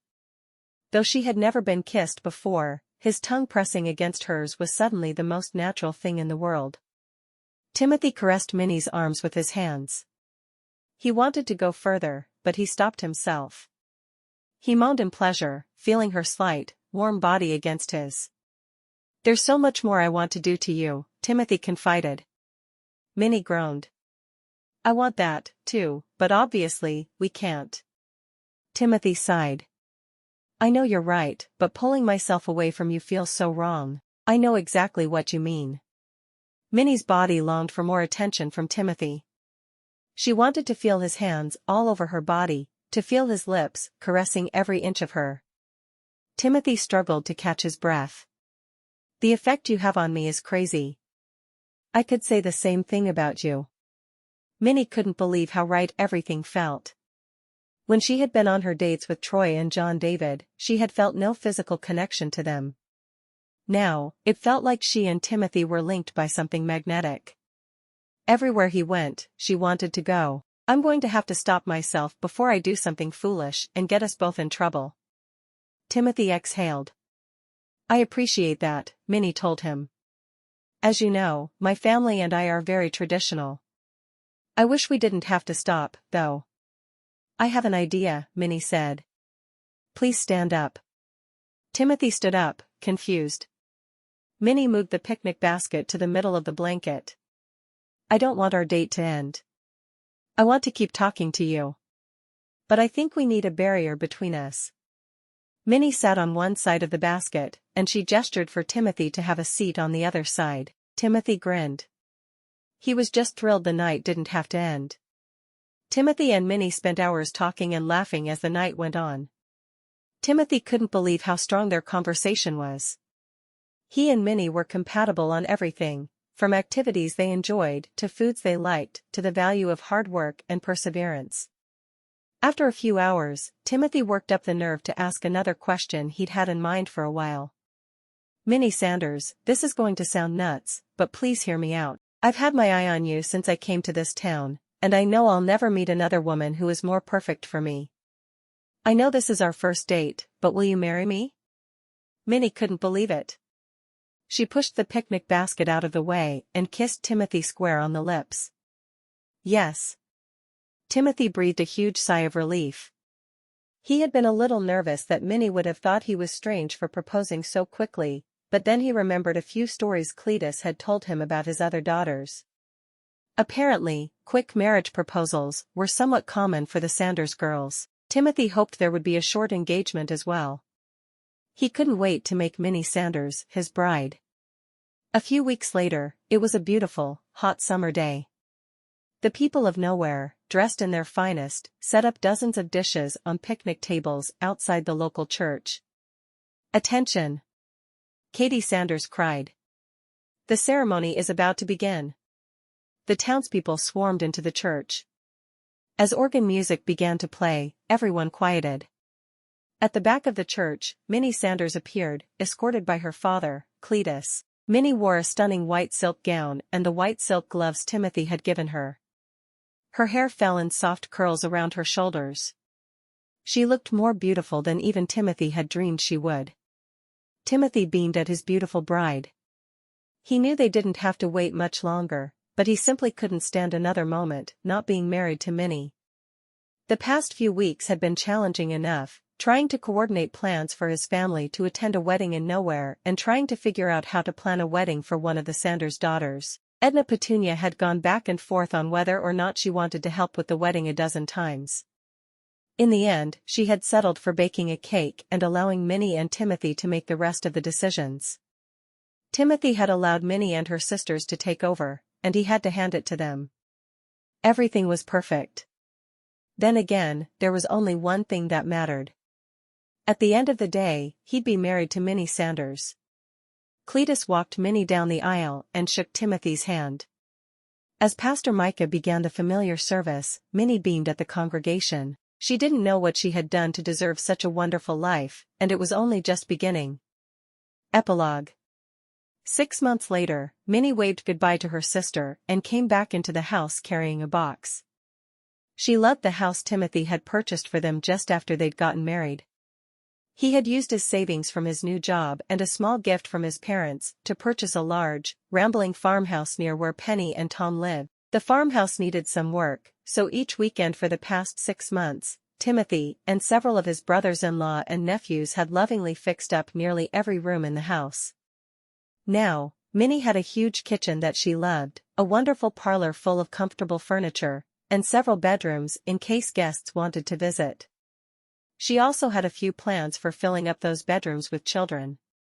Timothy came into the parlor and saw the box Minnie was carrying. He took it from her. "Where would you like me to put this?" Minnie smiled gratefully at her husband. She still couldn't believe her luck to be married to such a good man. "Thank you. Over on the desk would be great." Timothy set the box down on the desk. "What's in here, anyway?" "It's very light." "Oh, just a few things Dorothy thought might come in handy for me," Minnie said casually. Timothy was curious. "Oh, for the house?" "Not quite." Minnie grinned. "Clothes for you?" Timothy guessed.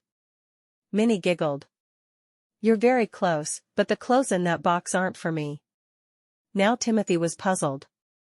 Minnie walked over to him. "Why don't you open the box?" Timothy was completely lost, but he did as Minnie suggested. He pulled out the first thing his hand felt in the box and held it up. It was an elaborate white christening gown, designed for an infant. Timothy gasped. "You don't mean?" Minnie beamed. "Yes. We're going to have a baby." Timothy's mouth dropped open. Starting a family with Minnie was everything he had ever wanted. "I'm so happy." "I love you." "I love you, too." Minnie walked over to Timothy and placed his hand on her stomach. It was still flat. Dr. Harvey had guessed she was about 3 months along, but Minnie knew from watching her sisters go through pregnancy that soon wouldn't be the case. Minnie sighed happily as Timothy wrapped his arms around her and covered her in kisses. Everything had worked out exactly right. She had married her perfect man, and they were about to start the family she'd always dreamed of.